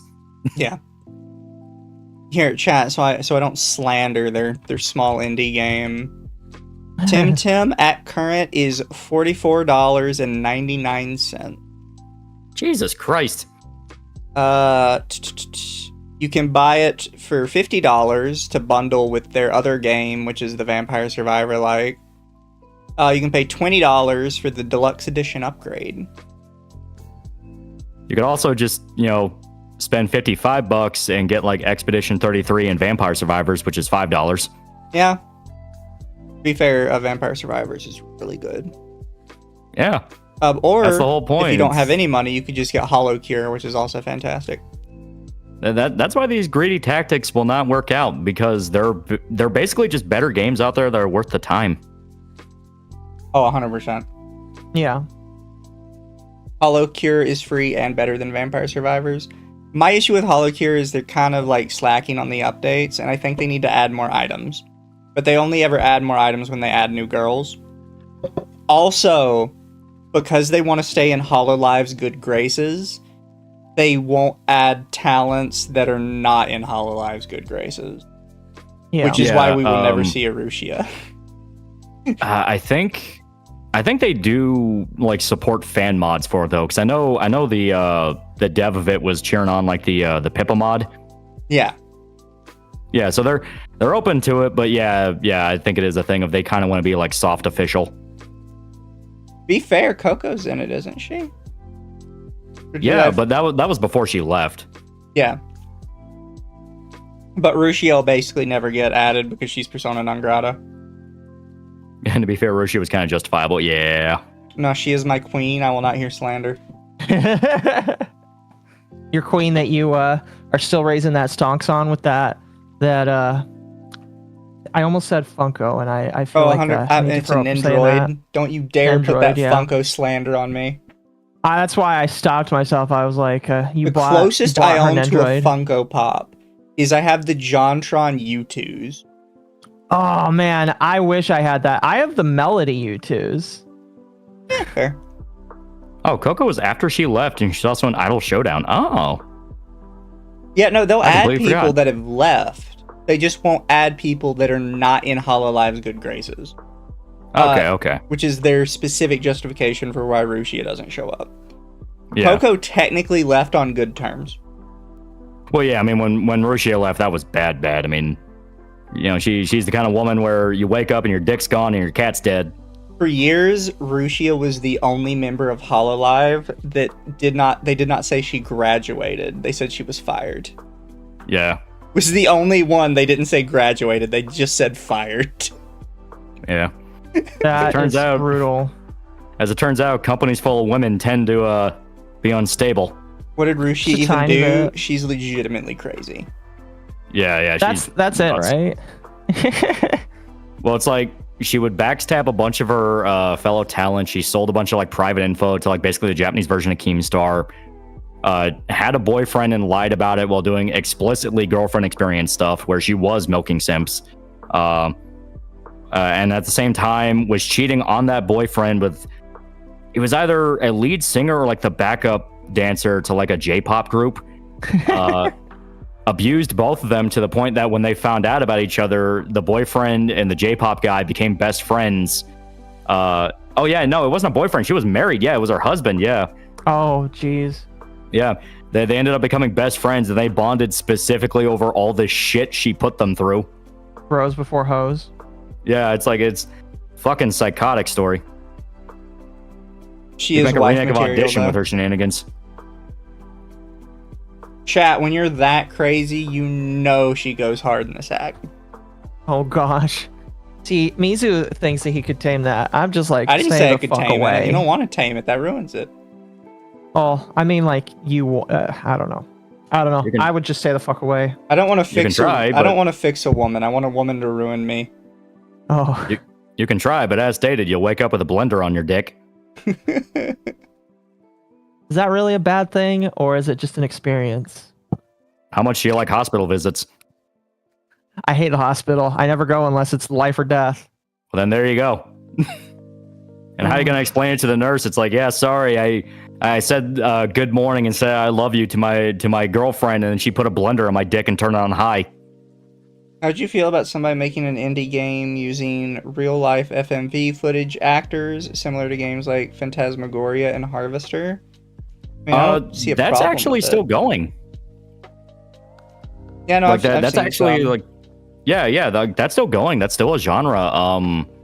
Flawed Peacock covers a bunch of those, and he's a really good channel. Mizu and Arch, crazy in the head, crazy in bed. Yeah. Oh, yeah. That brings up another side topic if you wanted to talk about it. You guys saw that Arch got deplatformed from PayPal. Yeah, he got completely fucked. A bunch of people this summer, because there was like a artist on Twitter. I can't remember her fucking name, but she just got banned off Patreon, no reason given. Arch got booted, and no reason given. When he tried to look it up, it just kept saying something about credit card policies. Like, I got dinged. My whole channel got demonetized because a stream from 2 years ago was deemed as terrorist propaganda. I saw that. Yeah, so it's this thing where everyone this summer is getting fucked in new and unique ways. I was gonna ask what was the stream about, because I didn't really see it that much about it. What was it? Here, what was it even? I'll show I was you playing guys Warframe this. with my buddy. Oh, you were playing Warframe? I was playing Warframe with my buddy. I think what tipped it off is we had a bit in the beginning of the stream where that was right when I was perfecting the Saul Goodman AI. Because I have a Saul Goodman bot that I like to use sometimes for a bit. Because it's scarily close to Saul Goodman. I've had to where people genuinely thought I bought a cameo from Bob Odenkirk to read shit. But no, it's an AI. Chad, I was ahead of the curve. My PayPal was banned years ago. As was my Ko-fi, by the way. This is what happens if I open my Ko-fi account. Yeah, but This is the whole website, by the way. I can't go to the Ko-fi website. It just does this everywhere I do because it won't let me log out. But yeah, like, so in that stream, we had the Saul Goodman AI read a little bit of the Ted K manifesto because we thought it was funny. Yeah.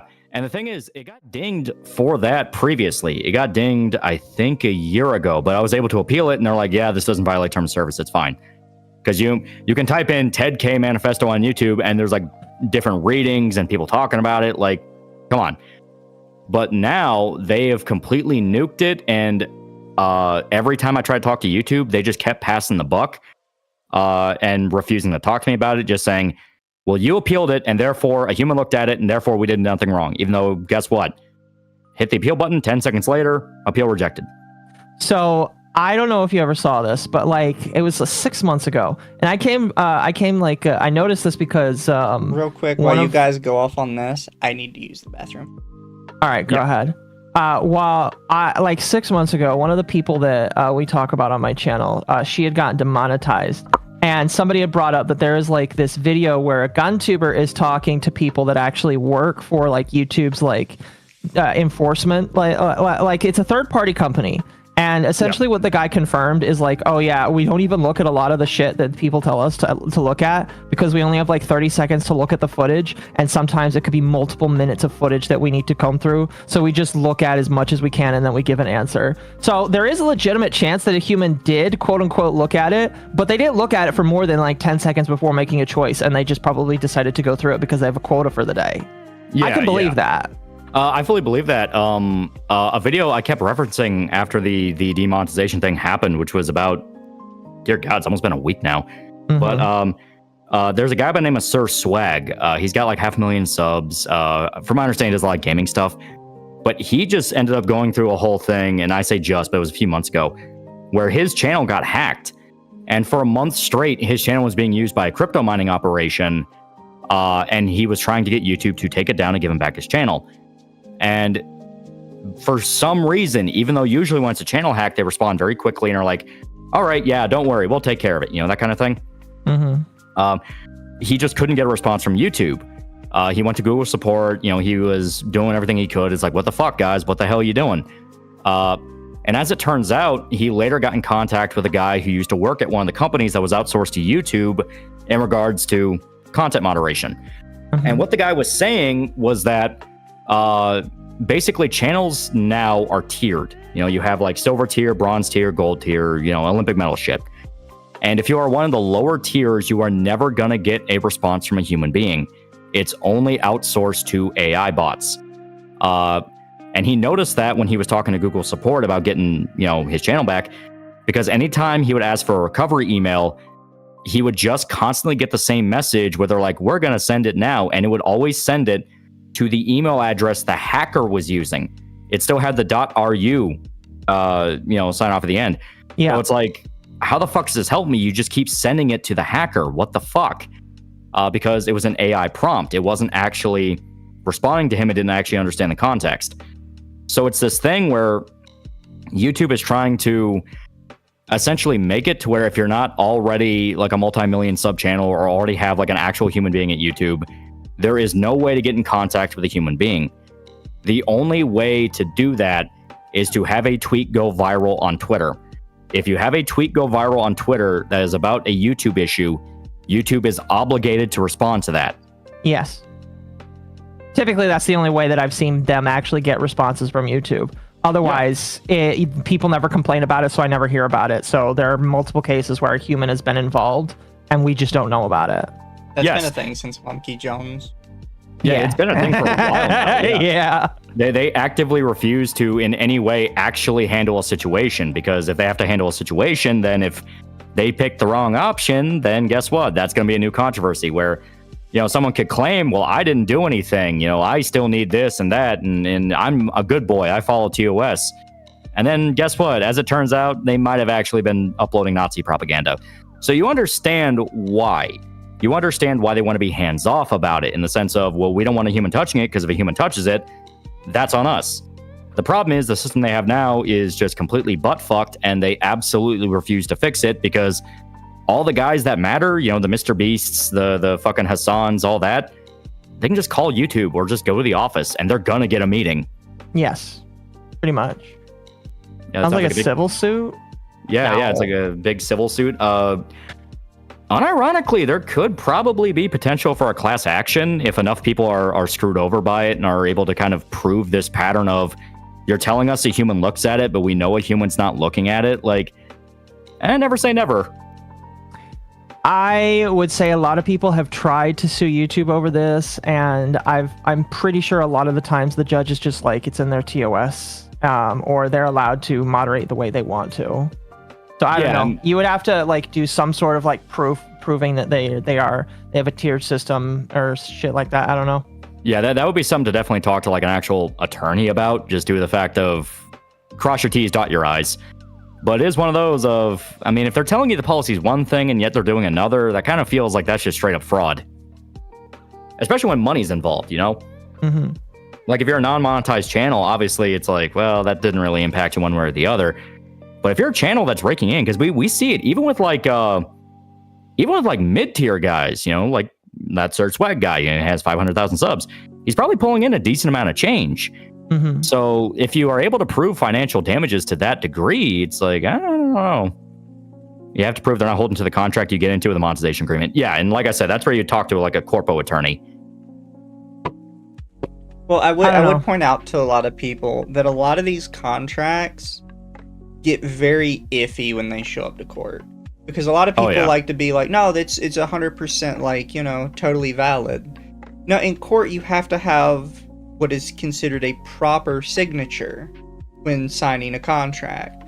And basically none of this qualifies a proper signature. And sometimes a lot of times courts will be like, well, I mean, you knew what you were getting into, sort of deal. But when it gets into the sketchier, finer details, courts will look at that and they'll be like, well, it's not technically a real contract, so the fact that you slipped in this sketchy bullshit in it isn't valid. Well, more than that, you also have cases where something written in a contract's not going to protect you. You know, like you can't have it written in a contract. By the way, if you violate TOS, we can kill you. You know, we can send a hitman to go kill you. It's like, no, that's not covered, obviously. And there's also the situation of, you know, for instance, you know, financial damage. You can argue like torturous interference, things like that. If you have like a sponsor that requires you to have a squeaky clean record and then YouTube fucks up and dings you for something you know you didn't do, you could run to that company and say, hey, yeah, YouTube is screwing you on this agreement. You know, it is a thing where it gets very muddy and murky. And like I said, something where like an actual corpo attorney would probably be better to talk to about. Yeah. Oh, no, don't you guys bring up VShojo and their contracts. We talked about this last week on our thing. The VShojo girls are just retarded. Oh, they had nothing in their contracts holding them back. They're just really stupid. Which, by the way, somebody posted this in my Discord. Apparently, they're all having falling outs with each other right now. Which I heard that, yeah. Which kind of implies sort of what I knew, is that all of them were more focused on business than they ever were on being friends. I must ask, Lolly, what do you know of the VShojo situation? I imagine you know at least a little bit, because it's like everybody knows something. Yeah, I know the basics. I know corporate fucked a bunch of them on merch. I know there was a lot of like serious money issues going around where people weren't getting paid properly. I know stuff like that, you know?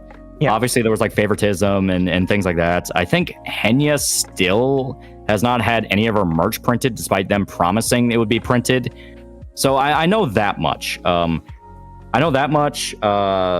All the falling out thing I'm not surprised about, because it kind of did become a meme of, you know, people going, oh no, VShojo's so great, I can't wait to work for them. And then as soon as the fire kicked off, they're like, yeah, I always had vibes about them. They were very sleazy. I'm really thankful I didn't get approved for them, you know, that kind of thing.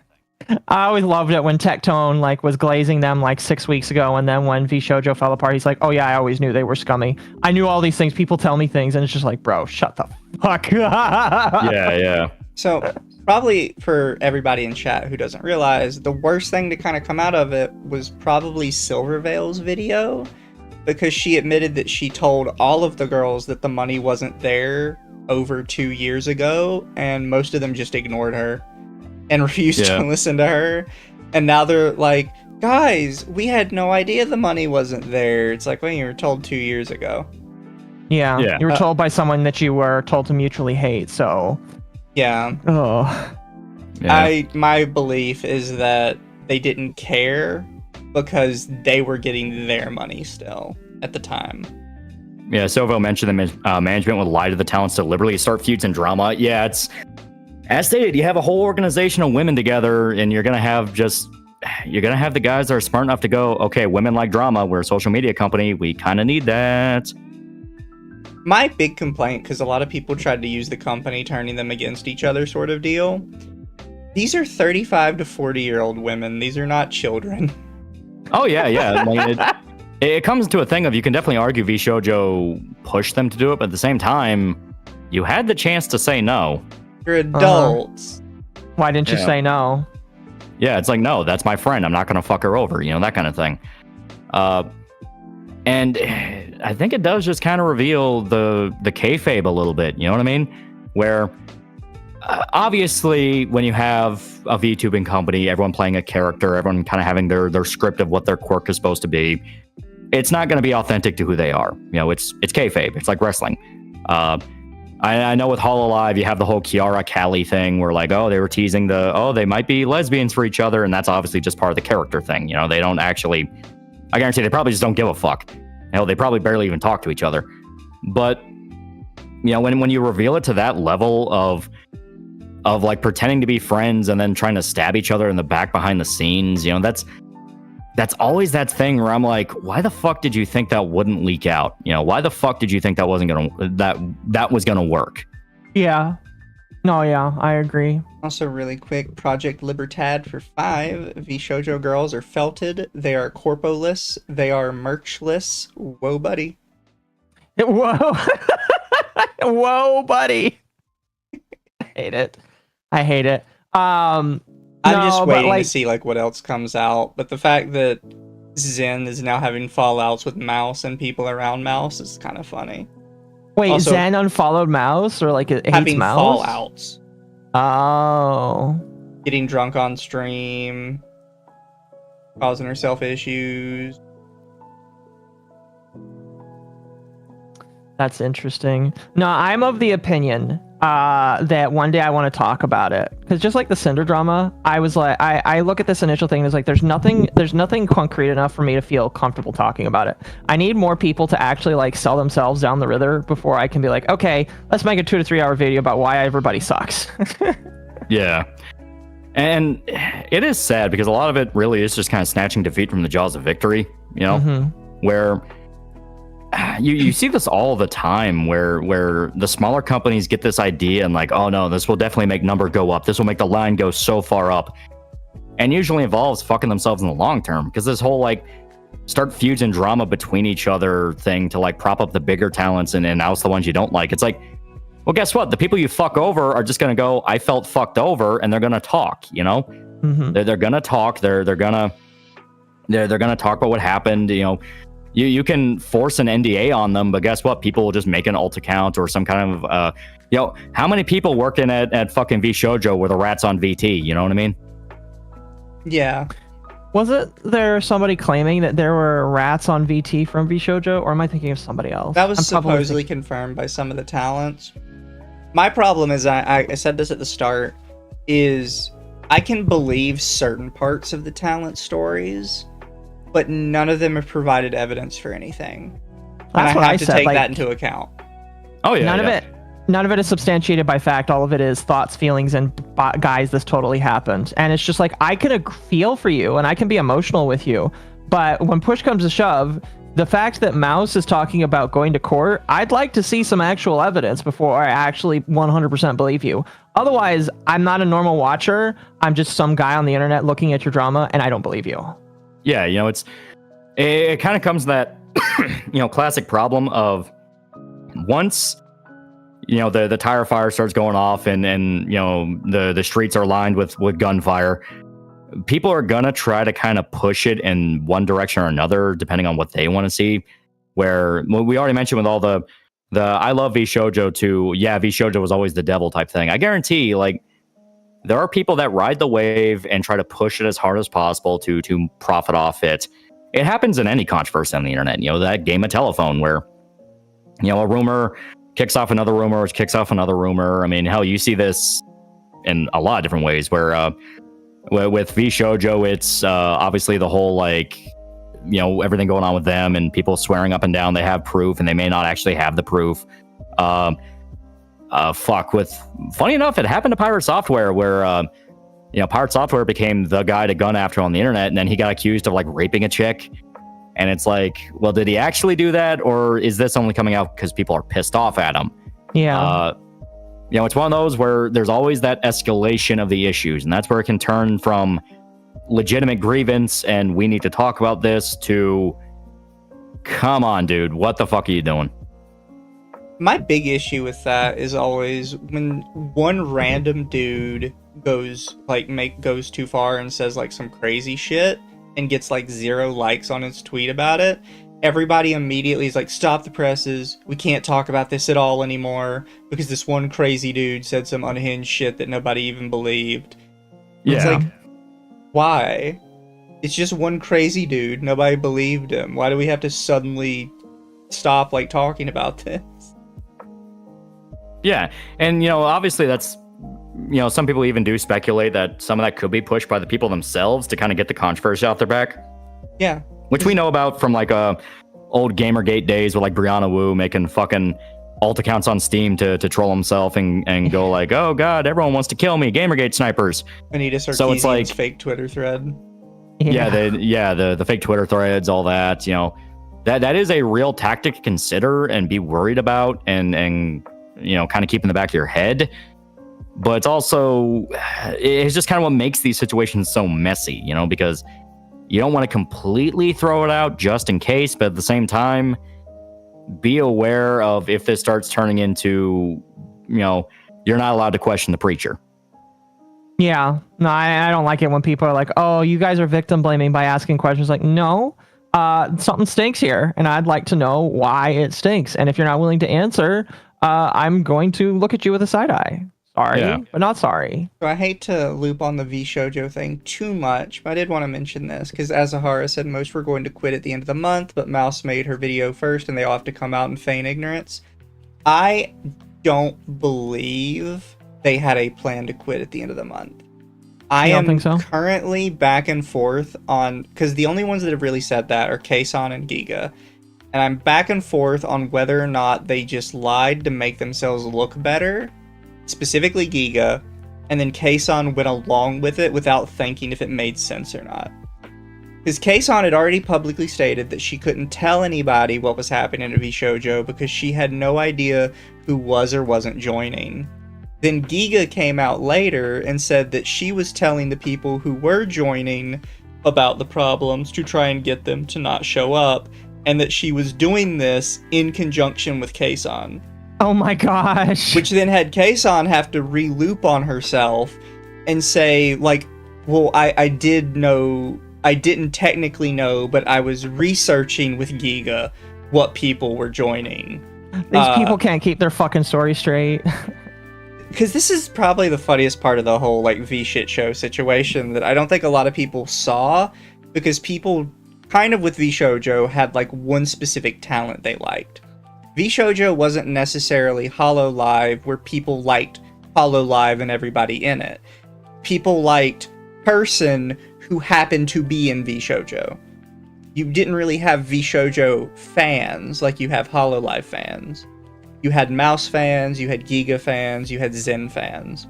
Giga had fans. I'm sorry to be mean if people actually like Giga. Yeah. Say, whoa, that's my Oshi if you actually like Giga. But like Giga was one of those ones where I just looked at her and I looked at her kind of, I was like, I don't trust this woman with a 50-foot pole, especially when she said she was like an actual corpo. Like if you actually come out and admit, oh yeah, I worked for a corpo, I have a corpo background, like I don't trust you with at any way, shape, or form. Yeah. So and that was redoubled when I asked her for an interview, and her mods are like, oh, she doesn't do interviews with anybody. So, like, kind of finish my thought, I guess, is, so a lot of people don't see it because they're only really following one or two VShojo talents, but all of the girls, for some reason, decided it would be a fantastic idea to just make up their own story about what happened without actually getting their story straight with each other. And that would probably be excusable if they didn't try to include the other girls in their stories. So now they all have like 6 different stories that include 2 or 3 different girls per story, and they're all conflicting. And nobody called them out on it. Everybody was just like, well, I mean, Gunrun admitted in his tweet that he stole Mouse's money, so clearly he's done all this other stuff they're claiming. Yeah. Like, I don't... If their stories don't make sense. Kind of a change the channel type situation, that there might be legitimate grievances, but if people start warping it to kind of make themselves the main character of the issue, that could end very badly. Mm-hmm. Yes. And all of them have good incentives to try and make themselves be the biggest victim in all of this. Yeah. It's like, because I do fully believe VShojo did fuck people, just due to the fact of, like, Iron Mouse, when she put out her video, she was pissed. She was legitimately angry. She was legitimately mad because, the charity thing was something that she actually had, like, personal tied to. It was the Immunodeficiency Foundation. I still operate off the idea of they did donate the money, they just donated it to the wrong IDF, because that's funny to me. I could believe that too. Yeah, that would be funny. Like, Me and my buddy said it was like a fucking It's Always Sunny skit where Mac runs in and it's like, Charlie, you donated to the wrong IDF. I want to see where the lawsuit goes with Mouse, because I actually said this when it happened. Because she says in her video that she's talked to her lawyer, so she can't say much. I genuinely don't believe she talked to a lawyer before that video. Because there's some stuff she said that I feel like could come back to bite her in the ass in court. I agree. My personal opinion is that she doesn't really want to go to a lawsuit because she talks about how she wants to sue, but if she sues, she is going to have to dox herself. There is no two ways about it. There is no way she can keep herself and her identity safe if she has to go to a lawsuit. So she's probably going to push for some kind of settlement before it even goes to that point. Well, fuck, like, as much as, you know, we talked about the whole, you know, YouTube will probably get hit by class action thing earlier, like, the amount of online lawsuits that actually end up being real and not just some, not to sound too cynical or too accusatory, but the amount of times those just turn into fucking money printers, it's like, yeah, there's not a lot. Going to be a settlement. Here's the thing, chat. I don't know how.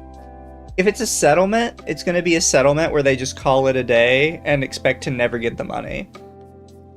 Because VShojo's in debt and they're going to file bankruptcy. And they're all contractors. They owe money to so many people.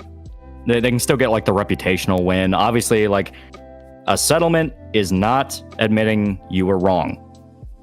But the way the people see it is you admitted you were wrong and you don't want to drag this out any further. So, yeah. Either way, they win. Yeah, pretty much. Yeah, anyone have links to the Giga stuff? That would be Mizu, I would say. What stuff? You took the Giga and Kason stuff. You took pictures of all the tweets before Kason deleted and blocked you. Oh yeah, I'm blocked by Kason now. And she deleted all her tweets in response to me asking her questions. Yeah. Happens quite a lot with you, Mizu. I don't know how you have this talent. Are people like legitimately so afraid of you? I guess. I don't know. Oh, goodness. There are certain people I know they know who I am through like small actions. That, like for instance, I know Bao knows who I am because she followed me and then she unfollowed me. Right. I don't know why she had followed me, but I know she unfollowed me. I know Kason knows me because Kason has blocked me and responded to me.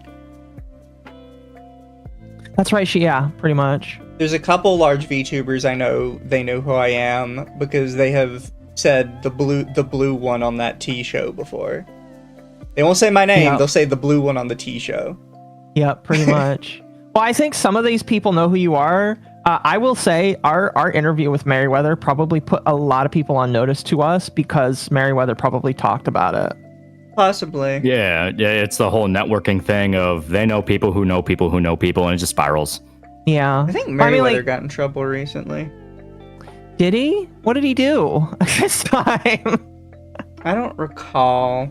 I do know he lost his idea person, which I thought Merriweather was the idea person. I thought that was like his whole thing in the comics, but apparently he was not the idea person. Yeah. I don't know what that's about. Is Mizu more hated than Nusagi? I think Nusagi probably has like more vitriolic hate than I do. But you can ask like a lot of my friends, the hate for me has gotten to such a point that there are people who I've never spoken to before. Well, they'll say, oh yeah, that Underthetea show with Mama Occo, Lumi, and the blue one. Yeah. People will not say my name at all. I am Voldemort levels with like large VTubers. It is really funny that is the case. I want to say it started maybe with Marina, but I don't know. All right, so this has to be a massive derail, but it's important to ask.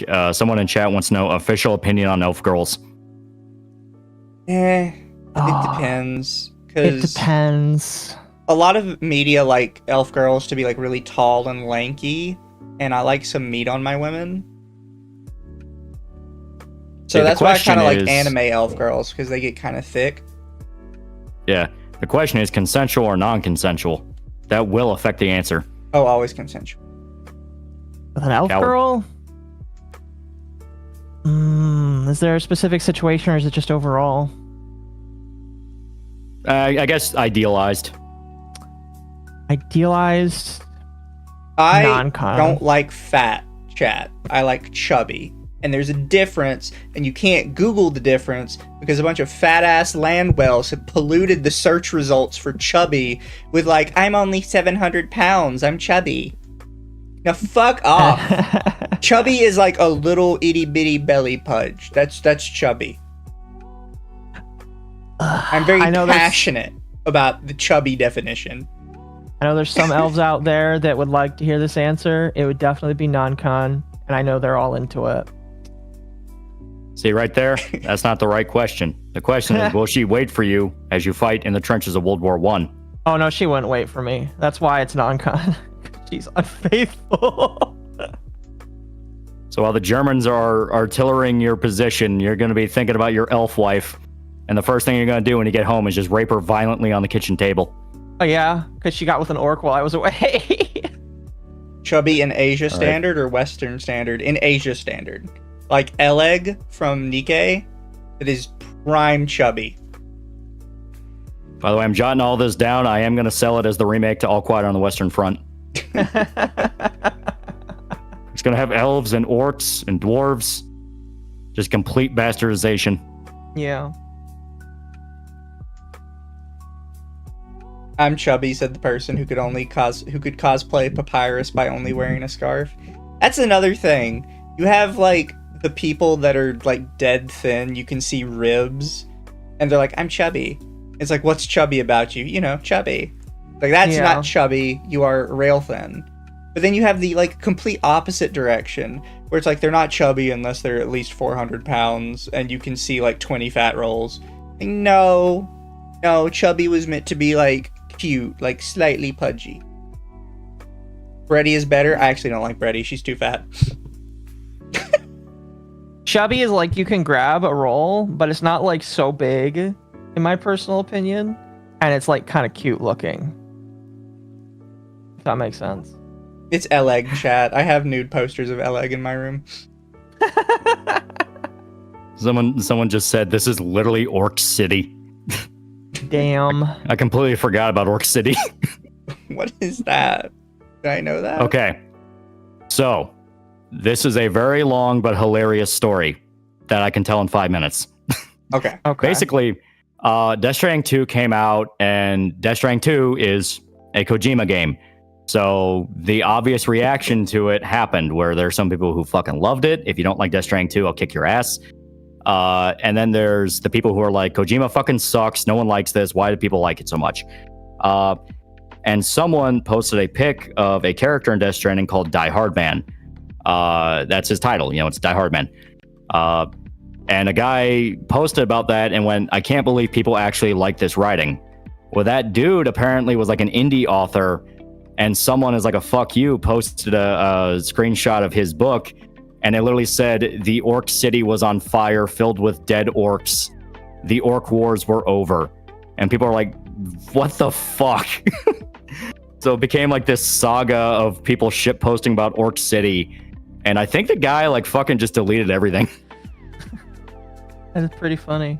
Also, It chat wasn't wants to Die know Hard Man, my it was Fat Man opinion from on- MGS2. You're right. Yeah, it was Fat Man. Yeah. Chat wants to know my opinion on plus size elf. I kind of like plus size elf, but she could lose a couple pounds. I read that. That was really good. I was not expecting it to be as ecchi as it was, but I actually really liked it. It's about a guy that likes fat women. And then the fat women want to lose weight so they can go back to the elf world. Very simple premise. You have to be thin to be an elf. I think if you're actually looking for like a weight loss anime, the best one is How Heavy Are the Dumbbells You Lift. It's unironically good advice. Of course, the guy who makes that's also the dude who made, I think Kengan. Yeah, it was Kengan Ashura. Because he did Kengan Ashura, which was like his super masculine, like fighting one. And they did How Heavy Are Your Dumbbells, which was him just getting to draw cute girls. Lifting dumbbells and doing exercises. Yep. And My it favorite part of does that take anime place- is always the trainer. That is just Yeah. like the sleeper body. But no, the funny part is it does take place in the same universe as Kengan Ashura because there are characters that appear. One of them is a dude who dies like really violently. That's rough, buddy. Yeah. Yeah.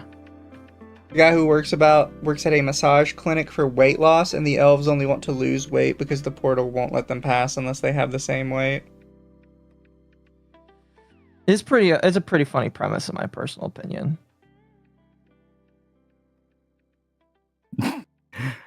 One guy put, no other voice other than yours. However, I'm inclined to believe there are alright people. My radar's pinging like crazy. However, is one of them gay?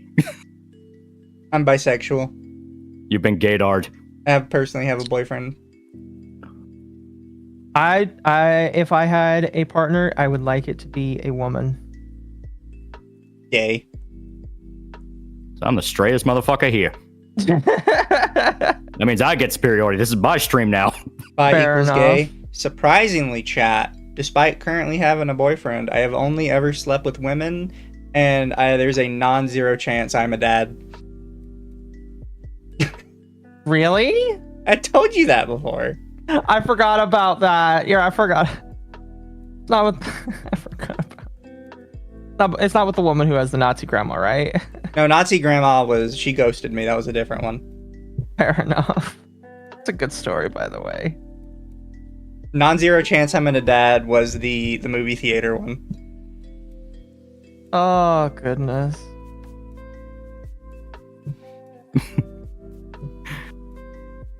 Like Lolly's the straightest one here. God help us all.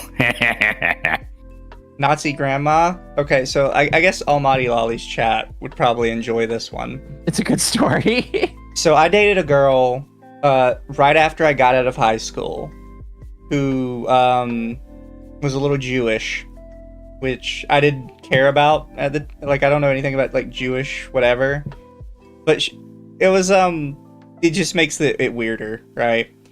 So she never wanted me to go to her house, which I didn't think was weird because you grow up at the time and all the movies say like don't go to the girl's house because the dad's gonna like beat you up or whatever.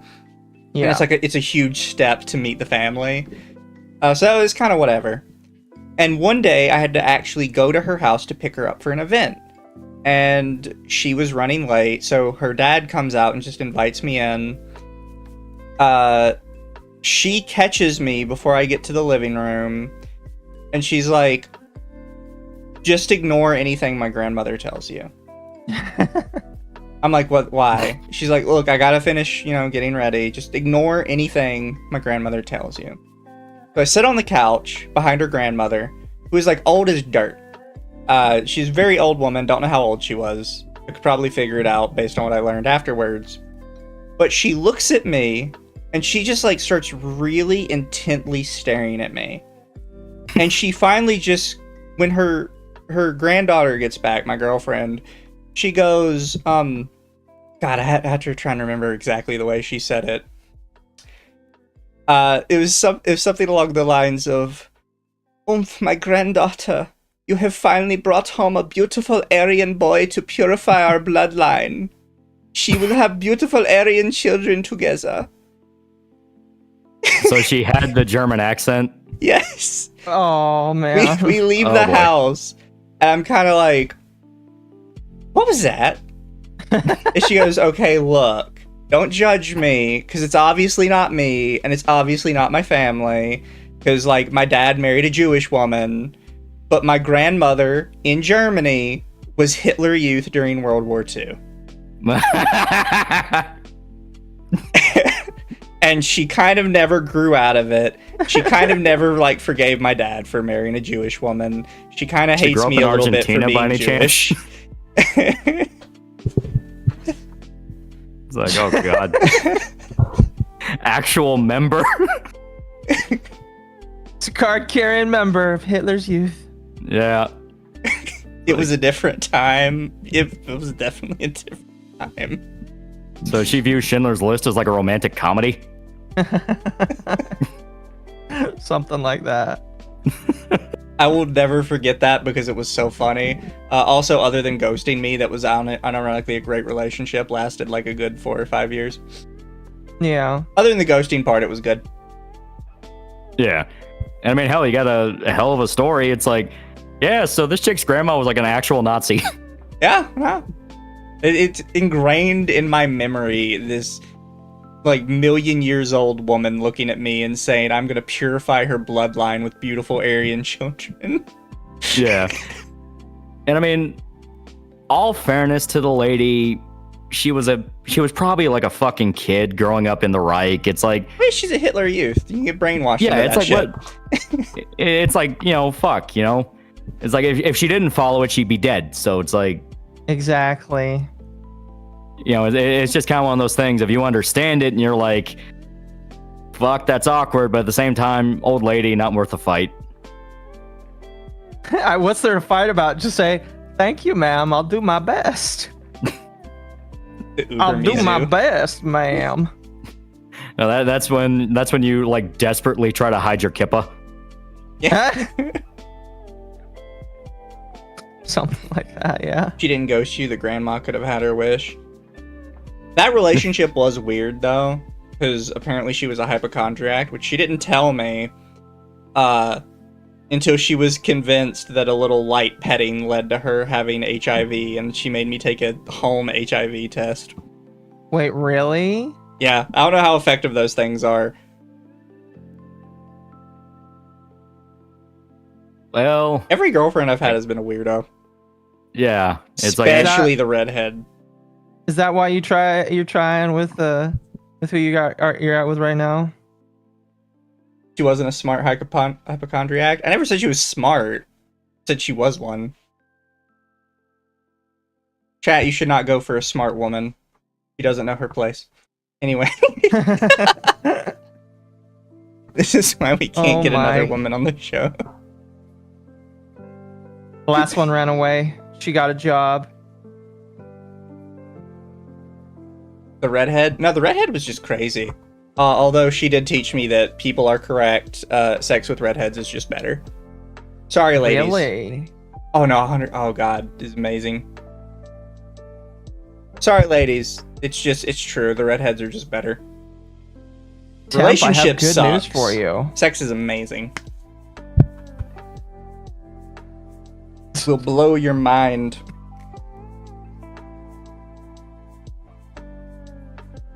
Why Lolly and Shota sound so different? How so? Because you guys are talking. They're too used to, more screaming and incoherent rambling. Oh, fair enough. Fair. Yeah. Yeah, that's one guy put that semi-normal dated Jewish woman that was very strong white supremacist, and her grandfather was a former member of Israeli intelligence. Oh wow! Now that's a combination.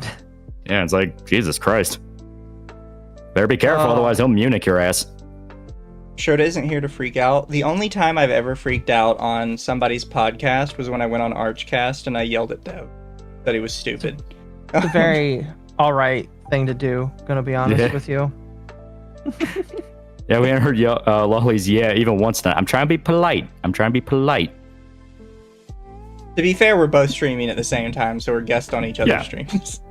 Yeah, you don't want to step over each other, but yeah, the world be a crazy place, You might end up fucking a chick whose grandma was a Nazi. You might end up fucking a chick whose grandfather was Israeli intelligence. Feels like no matter which way you put it, you're fucking the daughter of somebody. Here's my question: which would be worse? What? Nazi grandma or Israeli intelligence grandma? Yeah, which one would be worse? Israeli intelligence. Probably Israeli grandma. intelligence. Really? Okay, fair enough. Yeah, because that's when you go to sleep and then out of nowhere you have a fucking bomb under your bed. Because that's how they fucking killed a few people in Operation Wrath of God. Fair enough. So yeah, they're fucking sneaky. Hell, after World War II, you had the God, I'm trying to remember the exact name of it, but yeah, they had the Mossad going around the world and just killing every single Nazi officer that escaped Germany, and they didn't give a fuck. One side of my family is 51% Ashkenazi Jew. The only Jew names I know are Ashkenazi and God, what was the other? Khazar. Is Ben Shapiro's my sister gosh. is Khazar. I knew it, Mizu. The great Khazar milkers. I like how when it comes to memes, Ben Shapiro is almost more known for memes that talk about his sister's breasts than he is for memes about him. I love the edit they did over the Sydney Sweeney ad. Where oh yeah. yeah, where it's like it's a Ben Shapiro post going like, I don't know why people love her so much. My sister has way bigger breasts. She is a beautiful woman. Yeah, the Khazar milkers. Yeah. They're huge. Like, I feel like you need to pull up a picture for chat now. Yeah. And then his wife is a doctor. Yeah. Yeah, and it's like, man, my wife's a doctor and she agrees. My sister's breasts are the biggest. yeah, like I'm certain you guys have seen pictures of Abby Shapiro before. To be fair, yeah, she's got big ones. However, the Bible clearly says the land of the Israelis, something, something. Something, Israelis. I don't know. I never finished the book. I watched the movie instead. Oh, people believe she got a breast reduction. Wait, really? Yeah. New pictures of her have her looking decidedly more flat. Oh no. She has killed the great Khazar milkers. Why would she do this? Back problems. God's chosen milkers. God's chosen. Also, in trying to find the famous picture of Abby Shapiro, I'm finding apparently there is a lot of AI porn of her boobs. Oh, that's sad. It's inauthentic. Inauthentic boobs.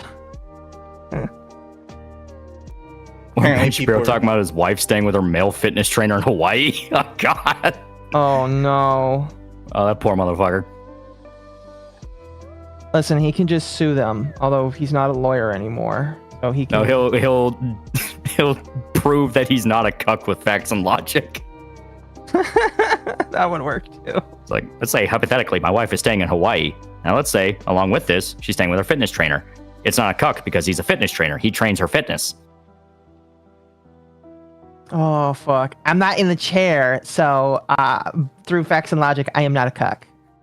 The hotel room had no chair, therefore I couldn't sit in the cuck chair. Now I was jerking off in the closet. Oh, no. So really quick chat, we do not objectify women here. We are a women supporting show. Anyways, this is what Abby Shapiro looks like. Goodness. Show the class down. And show the class, Ben's sister. Do I have one that gets a little closer soon? Yeah, there we go. This is the one people talk about when they talk about the Khazar milkers. My chat's begging to see it. No, you will Google it on your own. I will not feed you the answer. You must learn. Jeez, that's not the picture I first saw her for. She is massive. Big. That smile on her face, though.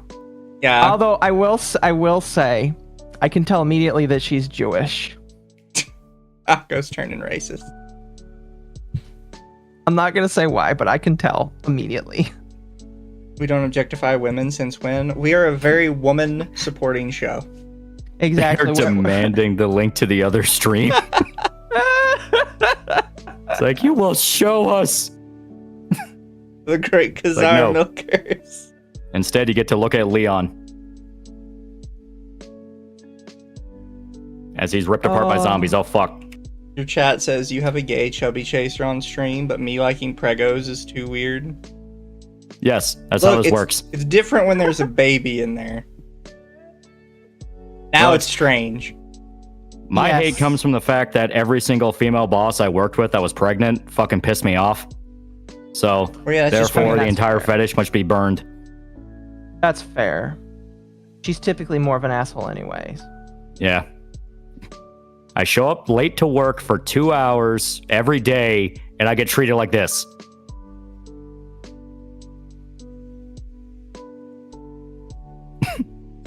One guy put, not my fucking baby, not my issue. If it ends up with brain damage. God damn. That is... Oh dear. Yeah, mood swings. I understand, but it made me mad. I'm not there to play the fucking punching bag because some chick's having hormone issues. Well, she ain't punching you. She's punching something else, so... Yeah. But the point is, that entire fetish is Moxnix just because... Man, fuck them. For episode I will 93, judge people based on my own experiences. Any plans for episode 100 of UTT? 7 weeks from now? That's a long time to think of stuff. It is. And that's just 12 weeks before, like, 2 years. Jeez, it's been a while, Mizu. Oh, yeah.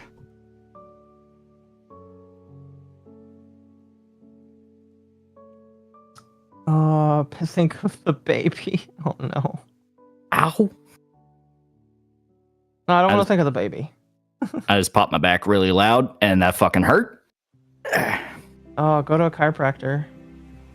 I've at this moment, I'm kind of operating off the Three Stooges mentality of there's probably a lot of issues I've just been ignoring for a while, and if I go to a doctor, they'll confirm them all. But if I just pretend they don't exist, then they don't exist. I'm Oh, under the fair same enough. thing right now. Like headache and nosebleed, no, it'll be fine. It's just one time. Like my heart palpitations, no, it's not. It's like, Yeah. Never trust chiropractors. I've actually heard that you shouldn't go to a chiropractor. You should go to a massage therapist. yeah. Because a lot of the time it's not an actual issue with the bone, it's an issue with the muscle.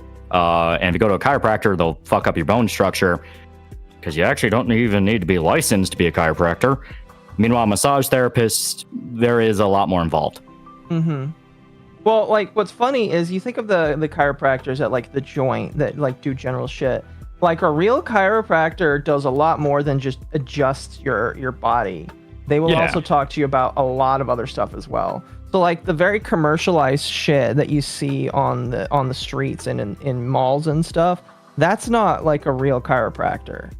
Real chiropractors are much better. And they cost way more. Oh, yeah. You know, it's why you want to go to somebody who is licensed or affiliated with, like, an actual hospital, because a lot of time they have to know what they're doing, because, you know, like, and this applies even to, like, massage therapists, where you want somebody affiliated with an actual hospital, because that means they know they're, like, a bad day away from having the worst lawsuit of their life, meaning they have to, you know, cross their T's, dot their I's, and make sure they don't kill you. Which hopefully never happens, yeah.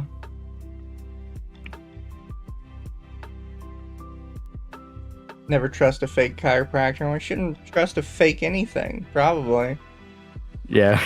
Just Like, go to a remember on the massage cruise? therapist that will jerk you off at the end of the massage. Like, remember on the cruise, she asked how you're still alive. Yeah. I took a cruise earlier this year. I went up to Alaska. It's actually very nice, very pretty. And the cruise had a massage therapy thing you go to. And I'm like, you know what? I've never had a massage once in my entire life. I'm going to do it. Fuck it. I'm on vacation. This is about trying new things. Why not? I get there. She pinches my shoulder and she just looks at me. It's like this tiny little Filipino lady. She looks me dead in the eye and said, "How are you still alive?" And I'm like, what do you mean? It's like, how are you alive? It's like, I don't fucking know. And she just told me to get on the table. Oh dear. Yeah. It was very nice. She was very nice. I've never been. I want to look up somewhere soon. And I feel like they're going to do one of those things where they, like, touch your back and they're like, "Oh wow, like you're so stiff." I'm going to be the dumbass that thinks it's like the start of the porno. It's like, "Yeah, you're going to loosen me up." It's like, no, like your back is literally in fucking knots. What's wrong with you? Yeah, it's like, what does that even mean? It's like, I don't fucking know. She just asked me how I was still alive. I didn't question it. I was like, well, I'm right here. I'm fine. I'm doing good, I think. Yeah, she was very nice. Why are you alive? Filipino lady, sure. How do you sleep? Terribly. Ditto. I have melatonin gummies on my desk, and I have you know those drink packet mix you get from like Gamer Sups. They've Mhm. started Yeah, the Mm-hmm. making FK. those with melatonin in them too. Yeah. What did Shota do on the cruise? He fucked an Australian chick that terrified him immensely. What's wrong with Australian chicks? This one was crazy. Like, wanted him to light matches and put them on her nipples type crazy. I've tried at least once. That sounds adventurous. Yeah, I tried at least once. I don't see the problem. You poor bastards, you have no idea. Nah. Nipple cigs. See, the big thing to remember is that Australia is descendant from a prison colony. Therefore, any kind of contact with an Australian is basically talking to a prisoner. And I imagine any kind of sexual activity with an Australian is the equivalent to having sex with a convict. Meaning you're going to get raped even if you don't know it. Was it her nipples or his getting lit up? Probably hers. Women are the one that like the pain. If you light her pubes on fire, does it count as an Australian wildfire? Oh no. No, chat, you're mistaking that for a Charizard.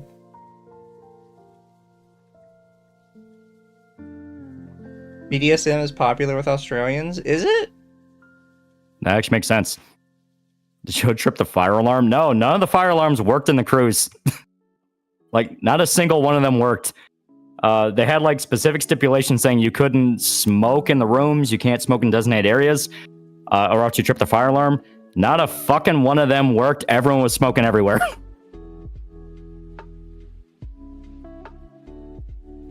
I like how as soon as we started talking about sex stuff, the chat just goes crazy.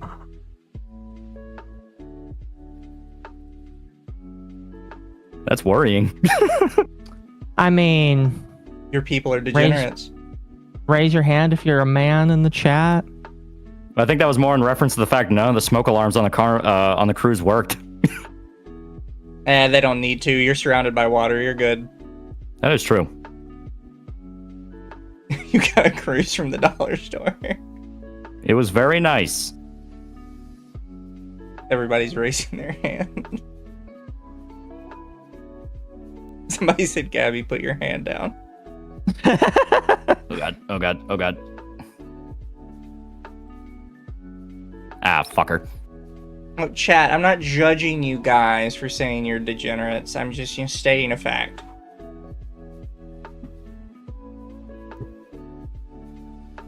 I mean, I can't say much. I've had fucking AI art for 2 days, and I've got like a 2 gig size folder of it now. I'm sorry, how big is it now? 1.8 gigs. God damn it. A looker killed me and I forgot I didn't save in a while. I've been producing much content, trying to see what I can get it to make.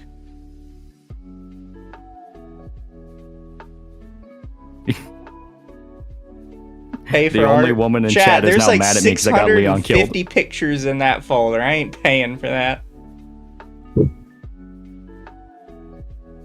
Fight.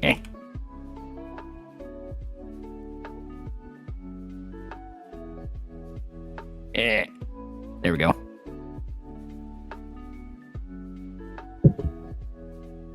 Who doesn't love crazy chicks? Me. I don't like them. You would like a normal person, thank you very much. That's the ideal. Like I said, I don't want to worry about falling asleep one night and then waking up without my cock. That is a pretty big issue. Yeah. It's like people love the idea of a crazy woman. The actual dealing with a crazy woman, you want to shoot yourself. It's like, no, thank you. Don't stick it in crazy chat. Exactly. Exactly. My mom always told me never stick my dick in crazy. Yeah. Yeah, see, chat agrees with me. AI for slop and artist for solid idea. I pay my artist, chat. Exactly. So I'm allowed to use AI for my degenerate ideas that nobody should ever hear about. Well, I've always looked at AI as like something that you can use to get a reference. Like I've given my model artist AI as references all the time, and he just comes back with something that's 10 times better. As Zahara says, I pay my AI. Do you now? Ours blink twice, they're holding you hostage. Yeah, even more crazy when you're a crazy chick dating and at one point almost married a crazy chick. There's a single woman in the chat. That's how I understand whether or not the demographic is being appealed right now. How much of the 2 gigabytes is Jenny doing degenerate things to Mizu, I wonder? If remind me, Mizu, you can't use Jenny anymore, right? No, I can. I had to rebuild her. Oh, okay. For some reason, they deleted the old one. I don't know why. That sucks. They didn't really give me an explanation. She just disappeared from the listing, even though it was a private one on my account. So yeah.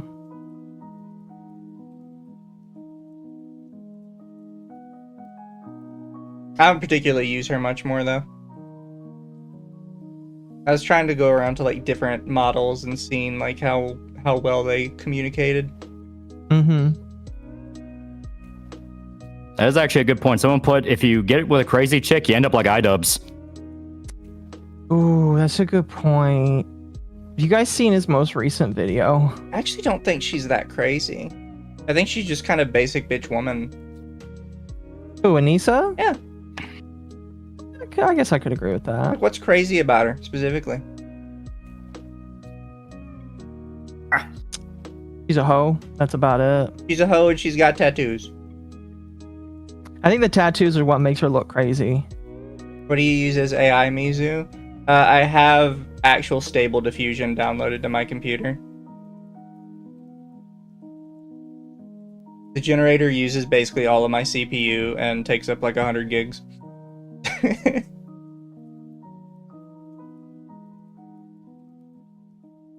What is your graphics card? Because I know that the graphics card like is a big part in that. Oh, it's an NVIDIA something. Okay. That I bought used. After the first one I bought used came in rusted because apparently people just lie on the internet.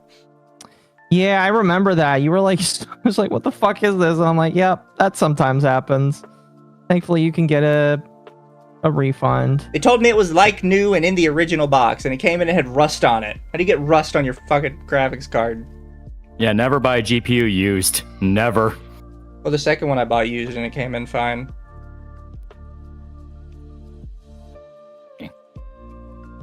So I'm willing to pay that little bit extra just to have that certainty. Just due to the fact of, they'll claim it's like new, but then you get it and it turns out, oh yeah, they've been using this for mining and now it barely fucking works. Yeah. This one actually runs fine. And it's, the only thing that's weird about it is because, you know, like most graphics cards are like from a company, right? It's like, yeah, it's an NVIDIA graphics card, but it's like from Razer or from Asus, and they all have like different casings around them. Yeah. The used one I got that worked fine is like an actual NVIDIA card. Oh, like so it doesn't have a company on it? Yeah, it's like from NVIDIA themselves. It's one of their actual cards. And I was like, oh, that's kind of cool. I didn't know like you could get them like NVIDIA. I thought they like made like the inside bit and then everybody put a shell on it or something. Well, I know NVIDIA makes their 5 to 10 grand cards that are like that.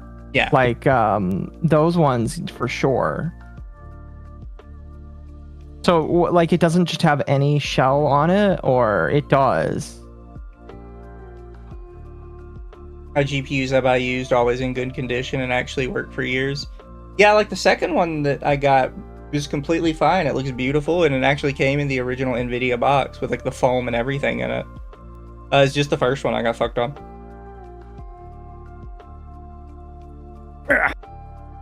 Gotta go. Ah, there we go. I really had to crack that spot in my back. There's Pippa who had PC for years with the plastic wrap still on her graphics card till one day it overheated. Yeah. Wait. Yeah. I didn't know about that. That's funny though. Are we talking about like the bag that goes over the graphics card? Or are you talking about the little things that you peel off because it makes it look shiny? I think it was just a little like stuff you peel off. The cellophane Okay. wrap, I think. Okay, I feel less stupid then. Yeah. Well, sometimes you can miss those. Yeah. How did Pippa How not did notice Pippa that? not notice that? Listen, some people, they're not that observant. Some people definitely don't notice that. Yeah. So I've only ever had 2 actual electronics issues. My first one was I got a first run Wii, and the battery caught on fire. Really? Yeah, the battery caught on fire, like actual like burning fire, and melted the back of it and destroyed the whole system. And the second thing I did was when SSDs were first coming out, and they didn't have like the ones that look like the little RAM sticks. They had like the little flat square ones that you had to like screw into the computer. I got one of those, and after a month, that one caught on fire and died. I forget where I got them from. Yeah, it caught on fire and just died. Oh, Pippa's was built by a third party. Oh. Oh. Well, then she has a lot less fault in that one. Yeah. Yeah, I would say if it's a third party, there's a higher chance of something shitty going on in general then. What were you storing? Yeah. I was actually just using the SSD for the operating system.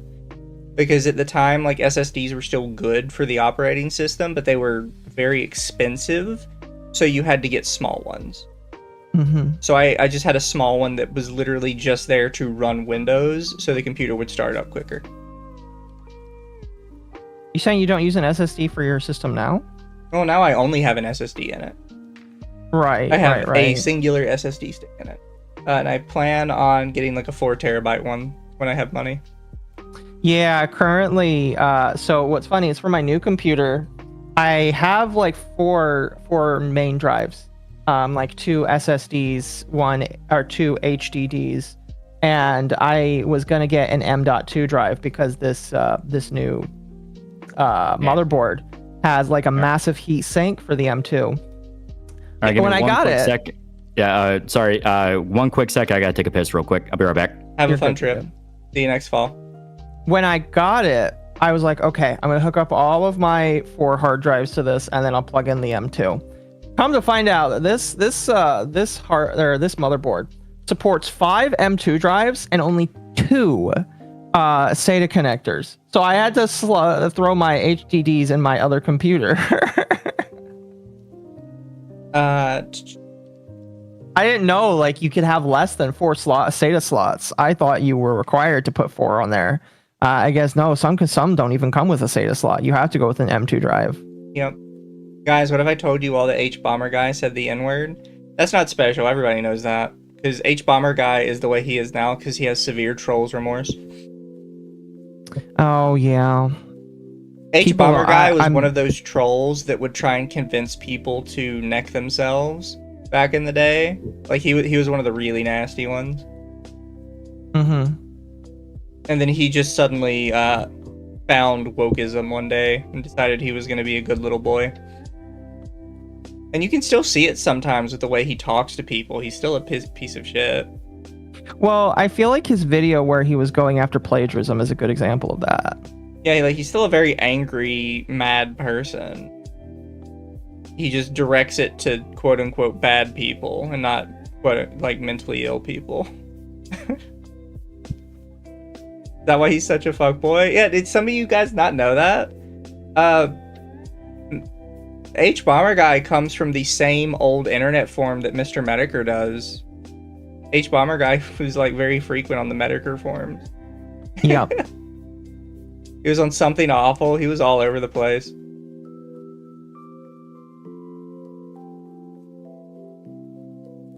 Still remember him defending Dark Souls 2. That's the only good opinion he has. Dark Souls 2 is best Souls. I will die on that hill. Yeah. Welcome back. Yeah. We're talking about H-Bomber guy having trolls remorse. Oh, yeah. I mean, that's something that's pretty obvious to anyone that was even like slightly paying attention to a lot of his history, just due to the fact of him. I mean, when you listen to some of the stories Medicare had about the guy, it's like, yeah, this is trolls more than I have. Yeah. Yeah. No, I've also convinced your chat to fight over whether Dark Souls 2 is good or not. Well, I mean, the obvious answer is Dark Souls 3 was just better. No, Dark Souls 2 was better. I see we're at an impasse. I like Elden Ring. Get out. Well, Elden Ring is decent. Dark Souls 2 is still okay, but I hate the DLC's co-op dungeon. It's been a long time since I've done it. I can't remember. Dark Souls 2 was genuinely really good, and I don't care what anyone says, Diduke's Dear Freya is fantastic, and I'm glad they brought them back for Night Rain. Yeah, like 2 is not bad. It just has some issues where I think the main issues people had with it was that I think the balancing from multiplayer was kind of fucked, and enemy placement could be a little all over the place. Yeah, so it had 3 specific issues.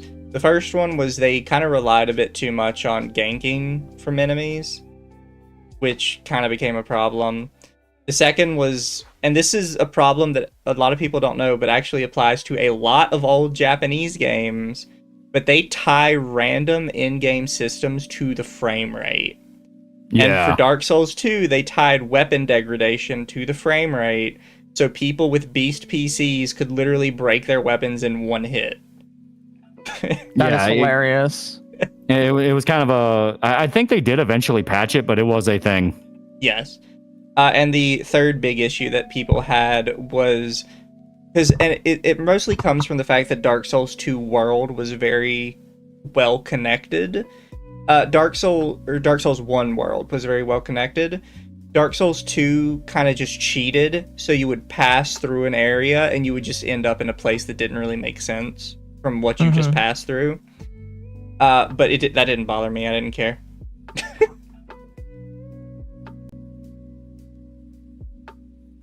It was pretty cool that it just did not hold your hand. You just had to figure it out. Yeah, no, I think Dark Souls 2 is great. I still need to finish 1, and then I can jump onto 2. I was going to play it with Ginny, but I don't think she talks to me much anymore. I think she's busy with her wife now. Although I have realized this, I guess we're going to go on like a little Soulsborne rant. I feel like every Soulsborne game has to have that one area that people are like, this was shit. And it's really easy to make that area a poison swamp, because that's what Dark Souls constantly does, or in Elden Ring, it's Caelid specifically. But yeah, Miyazaki's love of poison swamps. I love that Code Vein bucked the trend, and they made that area a church. Dude, I hated that area so fucking much. Everyone hates the church. No one likes the church. That was an entire stream. Yeah, I've played through Code Vein multiple times, and I played through the church before I streamed me playing the church. It was still a full, 2.5 hour stream. Even if you know the route, it's still shit. The church is so bad. I'm trying to remember, was the church the one where it had all the platforms? The church is when you enter in through a cave, and then it's just this giant area of white spires, and has looping on top of each other constantly. Yeah, that one was a pain in the ass. No one likes the church. So bad. But did you see, speaking of, because I guess you have played Code Vein then, did you see that we are getting Code Vein 2? Yeah, we're getting Code Vein 2 and Bloodstained 2. So we have our little underappreciated gem series going on. I was actually really worried that we would never get a Code Vein 2 because the DLCs did so bad, which granted, they deserved to do bad. They were kind of shit. But I was worried that would make people think like, oh, Code Vein is, it kind of ran its course. It did its one thing and people aren't interested in that anymore. It's like, no, your DLCs just sucked ass. Yeah. And I mean, it happens, not every DLC is going to be amazing. Yeah. No. The game was really good. Yeah, the game was great. Hopefully Code Vein 2 has a worse church area. I hope not. What about the desert like area where the land burns you? The desert area was really short, though, comparatively. And it was very straightforward. There was never more than 2 paths to take. Oh, the desert area wasn't that bad. We still ain't getting Silksong. Oh, no, anybody who thinks Silksong is real is coping. Yeah. Temp is still convinced that Silksong will be announced at this Nintendo Direct. It won't. I'm betting on nothing ever happens there. There are a lot of like Souls-likes though that have come out that I thought was good. Because I've done some on stream. I really like Doll's Nest, even though it was from like a small company. Lolly, have you heard of a Souls-like game called Doll's Nest?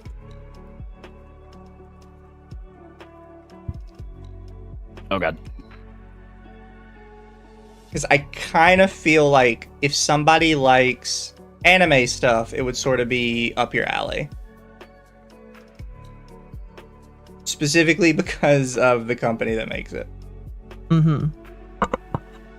So, chat, for those of you who don't know, there is a small Souls-like on Steam called Doll's Nest that somebody took Armored Core and said, what if we turned it into a Dark Souls game, basically. And I thought the company's name was familiar, but I could not figure out where they were from. And they didn't have anything on Steam that I could point to. The company that makes it is Nitro Plus, which has made Saya no Uta and Super Sonico. Oh, Huh. okay. And apparently one day they're just like, let's make Souls-like. Why not? Well, I mean, fuck it. The genre took over Japan. May as well give it a shot. Yeah.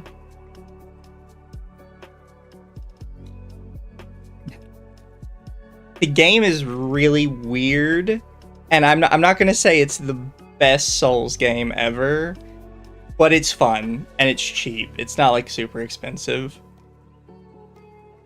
But yeah, the Saya no Uta visual novel devs were like, let's make a Souls-like game. I mean, balls for effort, I guess. Yeah. That's the game Synthetic Man likes. They also made Steins Gate. Oh, you know what? That's actually pretty cool. I mean, Steins Gate's good. Oh yeah. It was just weird to see them make one. Yeah. And the other one, if you guys ever want to try it, is called AI Limit Break, which I personally would describe more as a Code Vein-like than a Souls-like, which is weird. But I do think it's closer to Code Vein than it is Dark Souls. And I see Nitropod still around. Oh, yeah, yeah. I mean, with the amount of like smaller studios that are just constantly shutting down or getting absorbed into bigger ones, it's at least nice to know Japan still has a few, maybe not quite indie, but definitely like AA studios out there. I mean, I say that, but they fucking make, you know, Steins Gate and Saya no Uta and like all that. Yeah, they actually have new games coming out soon as well. They'd also released one before Doll's Nest called Rusty Rabbit, which I forget what it was like exactly. Yeah. I mean, fuck. I mean, talking about that and kind of in relation, I mean, the guy who made Higurashi is doing the new Silent Hill. Huh? Yeah, I heard about That's that. right. Yeah. I'm super hyped for that. I'm interested for the new Silent Hill. It looks very pretty. Yeah. Well, it's like, fuck, we haven't had a new... We have not had a new original Silent Hill game in... Fuck, I think like 15 years. Really? It's been that long? When did Downpour come out? Did you ever play Little Witch no Beta? I did when it first hit early access. I have not played it since. I need to like sit down and finish all of it. Isn't that the game that the Discord server got removed because a lot of people were creating not safe for work of it? Yes. They did. Yeah. Yeah, Downpour was in 2012, so it's been 13 years since a new Silent Hill game that's not been a remake or a remaster. That's crazy.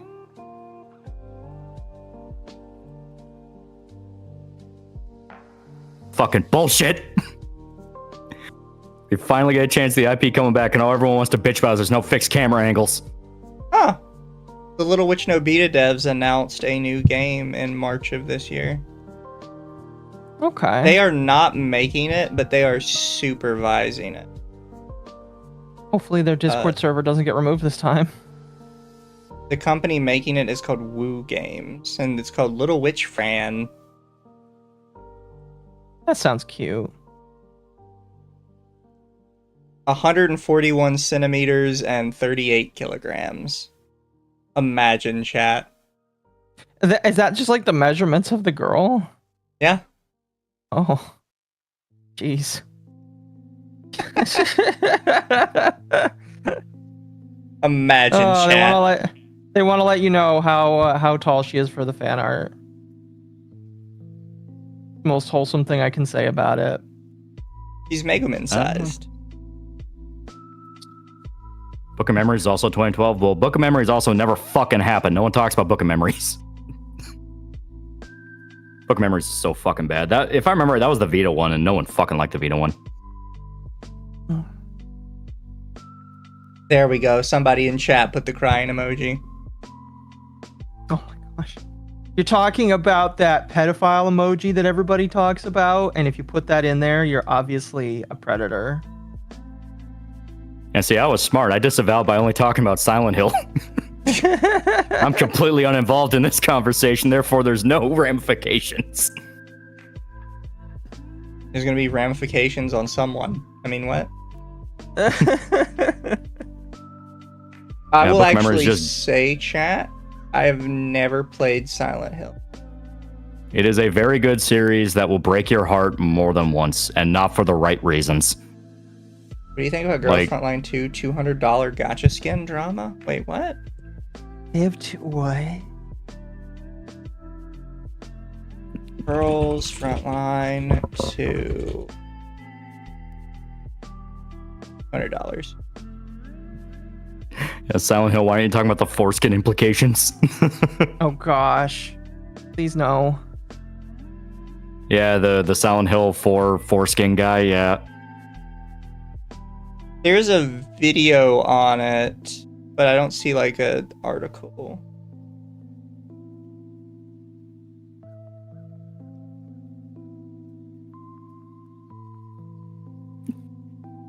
Walter needs his foreskin. No. Who's a guest? This is Occo and Mizu. They invited me on. Oh goodness. It's in CN server right now, not global.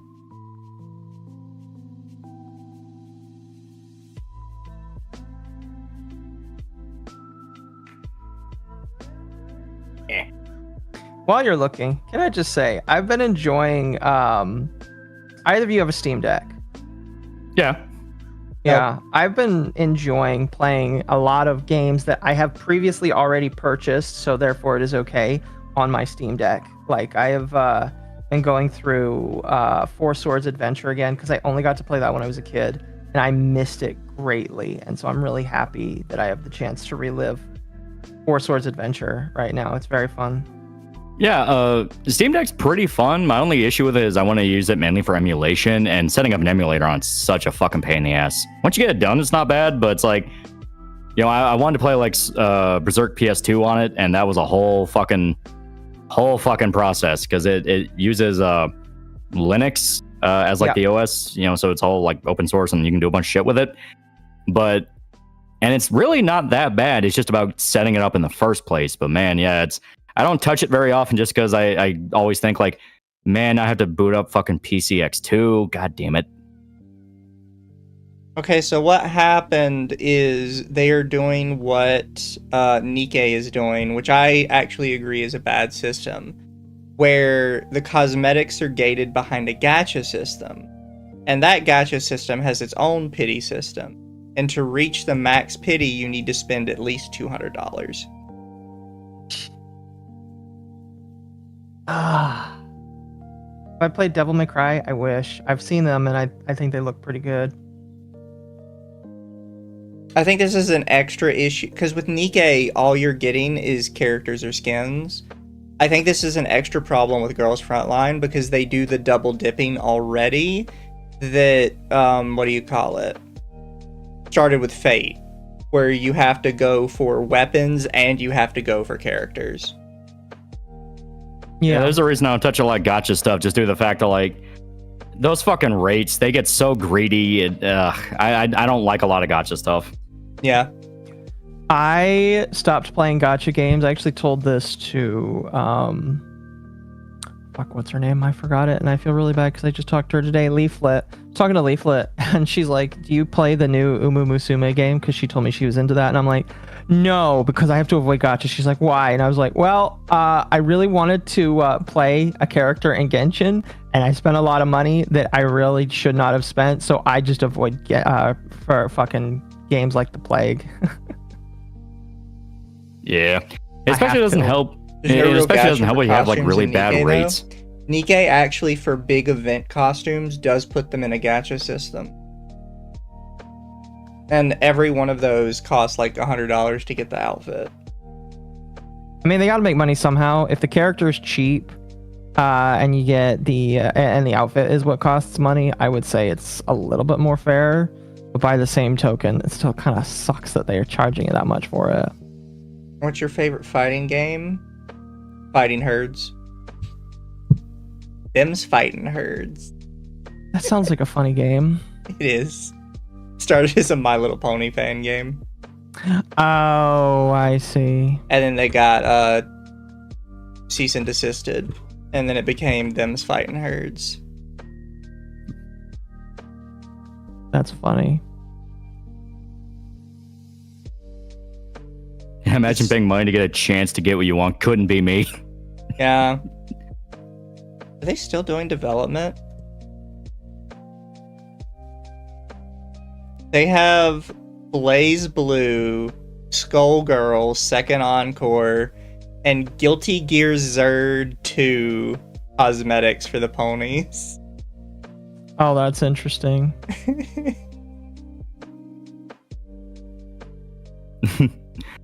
So someone's asking, with a new Mafia game coming out, are you aware of the Mafia 3 bathroom video? No. Oh, so you don't know about the go of the bathroom? Okay. No. Yeah, it's the most famous thing about Mafia 3. That's all that needs to be said.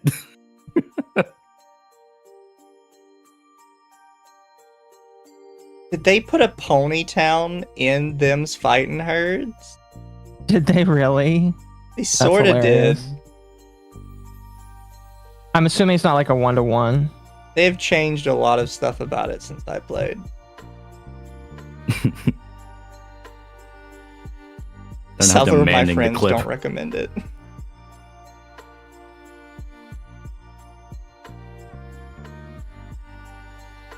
Yeah, they're saying you have to react to it live now that I brought it up.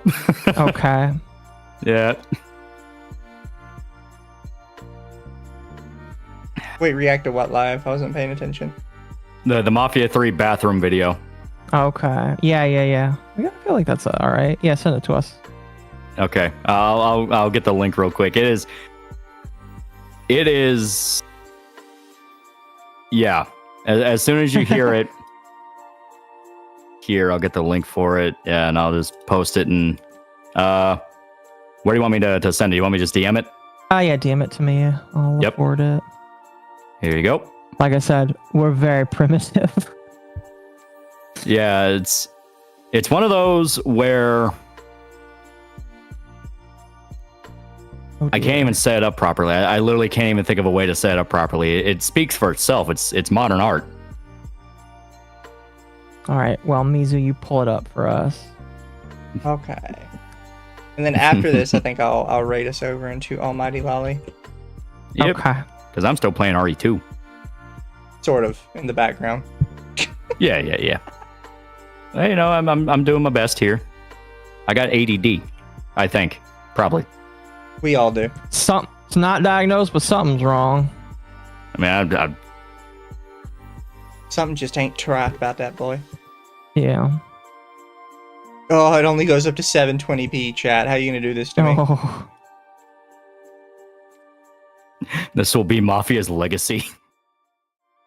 Can you stream it, Mizu? Yeah. It's to the point that people are literally demanding the new Mafia game make reference to this clip. I don't know. I think it's this one. Yes, it is. Then I just need to mute the music in the background really quick. It's like a minute 37. Oh, jeez. All right. You talk about when you die. Oh no, What I've game is seen this? this. You talk, you die. Oh, wait, I have seen this. Yes, I've seen this. The go to the Yeah. bathroom clip. Yes, Yeah, I the played go to that the actually the other bathroom. night. It's world famous. Like I've I had said, some it's iconic. I've had some people tell me that, like, it's a fake, and I don't know what to believe. I refuse to believe it's fake. I refuse. It could be either or for me, but I do believe it's real. Go to the bathroom and take a shit. I can smell Yeah, the kid was acting like he was playing a round of Apex. He was explicitly playing a game. He could pause. To the bathroom. I can smell Go you to the shitting bathroom. yourself. Get up and go to the bathroom. Now. No. Get up. Yeah, it doesn't matter. It is perfection. That is true. Like, if it was something they made up and like did for a bit, it's still a really good bit. Yeah. Go. It's one of those things where if a person on the internet actually acts and exists like this, they should not be on the internet whatsoever. Yeah, it's like you can hear it in the clip, but like if it's real, that's like a legitimate like dude with mental problems. Very much so, yes. But it is a very funny clip. No. Go to the goddamn bathroom. No. Just, oh, it hurts my soul, is what it does. I like to believe it's a skit. You think so? I like to believe it's a skit. Fair enough. That's just the way I like to see it. But chat, I'm sending you guys to Almighty Lolly, so then I Yeah. can leave and go get food. I'm hungry. Are you hungry? I'm hungry. Yeah. Hungry fishy. I have to go to bed because tomorrow I'm going to the dentist. Ugh, what a Yep. baby. You're gonna be asleep when they do it anyways. Yeah. I mean, it's just an And- examination. Oh, cringe. You can be asleep for that too. Although I've heard They're gonna stuff shove happens when you things up fall your asleep at the ass. dis- Oh dear. I would be worried if they did that. It's I've the heard bad- complete opposite side of my body. I've heard bad things happen if you fall asleep at the dentist. Also, Yeah. thank you, Ava, for the 9 months member. You're all super cool and stuff. Thank you, Ava. Very much appreciate. But night, friends. Be good for Almighty Lolly and enjoy Resident Evil. Peace out. Yep, and people are asking for a link to you guys. I'm putting it in my chat. Thank you. Oh. And we have Yes. Almighty Lolly's link in our description, but you'll be like automatically sent there for the raid. So, Yeah. Yes, yes. bye, guys. Alrighty. Peace, guys. Have a good one.